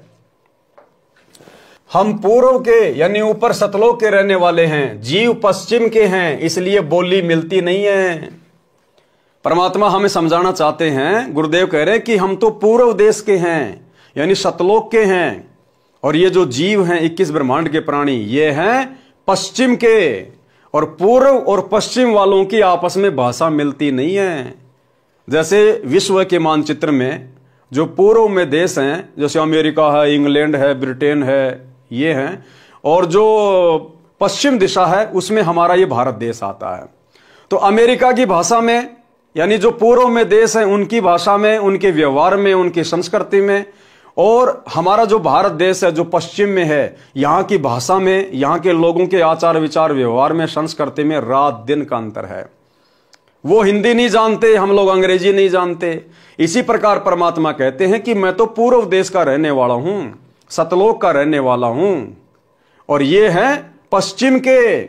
इसलिए ये मेरे तत्व ज्ञान को इतनी जल्दी और इतनी आसानी से समझ नहीं पा रहे हैं, जिस कारण से ये मेरा विरोध करते हैं। हम पूर्व के यानी ऊपर सतलोक के रहने वाले हैं, जीव पश्चिम के हैं, इसलिए बोली मिलती नहीं है। पश्चिम यानी काललोक के निवासी हैं, यानी हमारे ज्ञान को समझ नहीं पाते। इनको काललोक का लोकवेद पढ़ा रखा है। मेरी कोशिश है कि इनको नरक से निकालूं। जिन्होंने हमारी शिक्षा यानी उपदेश मान ली, दीक्षा ले ली, उनके जम जंजीर काल के लोक के पाप कर्मों के बंधन को समाप्त कर देता हूं। इस बात को केशव भी सुन रहा था तथा प्रभावित हो रहा था। कबीर जी ने कहा कि वे मेरी शरण वाले सत्य भक्ति करके सतलोक में चले जाते हैं, वहां पर अमर पट्टा यानी अमर पद प्राप्त करते हैं। वे कभी जन्म मृत्यु के चक्कर में नहीं गिरते। मैंने यानी कबीर जी ने अनंत करोड़ दुनिया बनाई है, अनंत करोड़ ब्रह्मांड बनाए हैं। मैं इतना सक्षम हूं, परंतु काल जीव का नाम खंड करवाकर मेरे से दूर कर देता है। बताओ मैं क्या करूं? मैं काल को कील दूं यानी बांध दूं, किसी भी जीव को कष्ट नहीं होगा, सब सतलोक में चले जाएंगे, परंतु मेरे ज्ञान को कोई नहीं मानता, न सुनता है। कबीर जुलाहा ये कह रहा है कि मानव की तो बात ही क्या, पशु पक्षियों को भी सुखी कर दूं। मैं तो सदा का बंजारा यानी व्यापारी हूं। मेरी यही सांठ यानी सौदागरी है कि जीवों को सच्चा ज्ञान, सच्चा नाम बताकर, भक्ति करवाकर, काल ब्रह्म का हिसाब करवाकर, जीव को मुक्त करवाकर सतलोक ले जाऊं। वे जीव पुनः काल के जाल में नहीं आते। उन जीवों को अमर कर देता हूं जो भिन्न भिन्न धर्म बनाकर काल ने आपस में लड़ा रखे हैं, भिन्न भिन्न रीति रिवाज बना रखे हैं। हिंदू मुर्दे को जलाता है, मुसलमान इसे बुरा मानते हैं, वे जमीन में गाड़ते हैं। मुझे ये अच्छा नहीं लगता। मैं चाहता हूं कि ये तत्व ज्ञान समझें, एक हो जाएं, सत्य साधना करें, सतलोक जाएं, सदा सुखी रहें। डबल रोल करके कबीर जी ने कहा कि हे केशव, हे मालिक, मैं तो आपका दास हूं। डबल रोल करके क्या कहा केशव से कि हे मालिक, मैं तो आपका दास हूं, आपका नौकर हूं। अब सतगुरु रामपाल जी भगवान भी तो उस कागज की मुर्दा दाढ़ी मूछ वाली कबीर जी की फोटो के आगे हाथ जोड़ के यही कहते हैं कि हे परमात्मा, मैं तो आपका दास हूं, आपका नौकर हूं। तो क्या वो कबीर जी केशव जी के दास थे? क्या नौकर थे? आप और हमें पता है ना, नहीं थे। इसी प्रकार सतगुरु रामपाल जी भगवान ये बापों के बाप हैं, स्वयं कबीर भगवान है। आप और हमें भक्ति समझाने के लिए परमात्मा एक प्रकार से दास की भूमिका कर रहे हैं। डबल रोल करके कबीर जी ने कहा कि हे केशव, हे मालिक, मैं तो आपका दास हूं, आपकी आज्ञा से जीवों के कर्म बंधन काटता हूं। मुझ आजिज की पुकार सुनकर आप तत्काल सहयोग के लिए उतरे हो, 9 लाख बॉडी लेकर आए हो, मेरी लाज रखी है। आपके कारण भगवान की सच्ची भक्ति प्रारंभ होती है। हे केशव साहिब धनी, मैं आपका धन्यवाद करता हूं कि आपने सब पंथों के साधुओं को पूर्ण रूप से तृप्त किया है। आप तो कामधेनु यानी मनोकामना व सब प्रकार के खाद्य पदार्थ देने वाली देवताओं की गाय के समान हो। मैं आपका छोटा सा फूल यानी बच्चा हूं। अब बताओ, खुद भगवान अपने दूसरे रूप को केशव को कह रहा है, मैं तो आपका बच्चा हूं। अब यही भूमिका तो वर्तमान में उस दाढ़ी मूछ वाली फोटो के सामने स्वयं सारी सृष्टि का मालिक कह रहा है, निभा रहा है कि मैं तो कबीर जी का दास हूं, कबीर जी का नौकर हूं। आप जैसे साथी मेरे साथ हैं, फिर मुझे क्या चाहिए? अरे ये शब्द तो आप और हमने कहने चाहिए कि हे गुरुदेव भगवान, आप जैसा साथी हमारे साथ है तो फिर हमने और किस बात की जरूरत है, फिर हमें क्या चाहिए? मेरे सतगुरु धनी, आप माल भरकर उतरे हो। हे पूर्ण ब्रह्म केशव करतार, मेरी अर्ज सुनो। मुझ दीन का बहुत ध्यान रखना, काल लोक में मेरी सुध लेते रहना। खुद परमात्मा होने के बावजूद भी अपने आप को छुपा रहे। तो आज कैसे खुल्लम खुल्ला कह देंगे कि मैं कबीर हूं? ये ज्ञान इसीलिए तो दिया है, ये पिछली पीढ़ी का समय और ये शिक्षा और ये प्रमाण किस लिए दिए हैं? कि हम अपने गुरु को पहचान लें कि हमारा गुरु किसी का नौकर नहीं, हमारा गुरु कोई दास नहीं, कोई आत्मा नहीं, बापों का बाप है, कोई मिडिल मैन नहीं है, स्वयं कबीर भगवान है। पारक के अंक की वाणी नंबर 925 से 930। सुन कबीर के सौ कहें जो कुछ करो सो कीन, गरीबदास मुख्तार तुम दीन बेदीन। सुन सतगुरु तो से कहूं तुम हो दीन दयाल, गरीबदास आदीन में तुम साहिब अबदाल। अनंत कोटि ब्रह्मांड को त्यारत लगे न बार, गरीबदास के शौक हैं तुम ही दारमदार। तुम ही दारमदार हो यहाँ कल्प नहीं इंच, गरीबदास के शौक हैं तुम रे ही परपंच। तुम परपंची आदि का अनंत जीव तुम त्यार, गरीबदास के शौक हैं तुम कोली घनसार।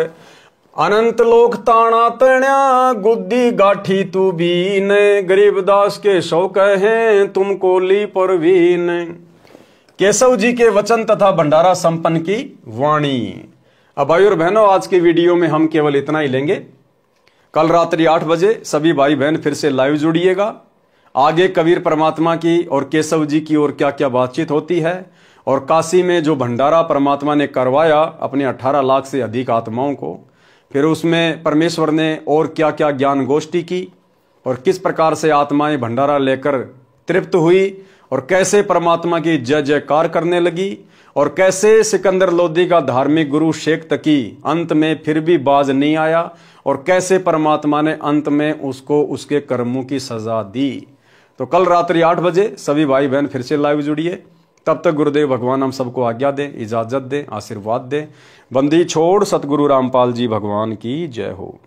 भाई जो गुरु बचन पे डट के, कट गे फंद 84 के, कट गे फंद 84 के, कट गे फंद 84 के।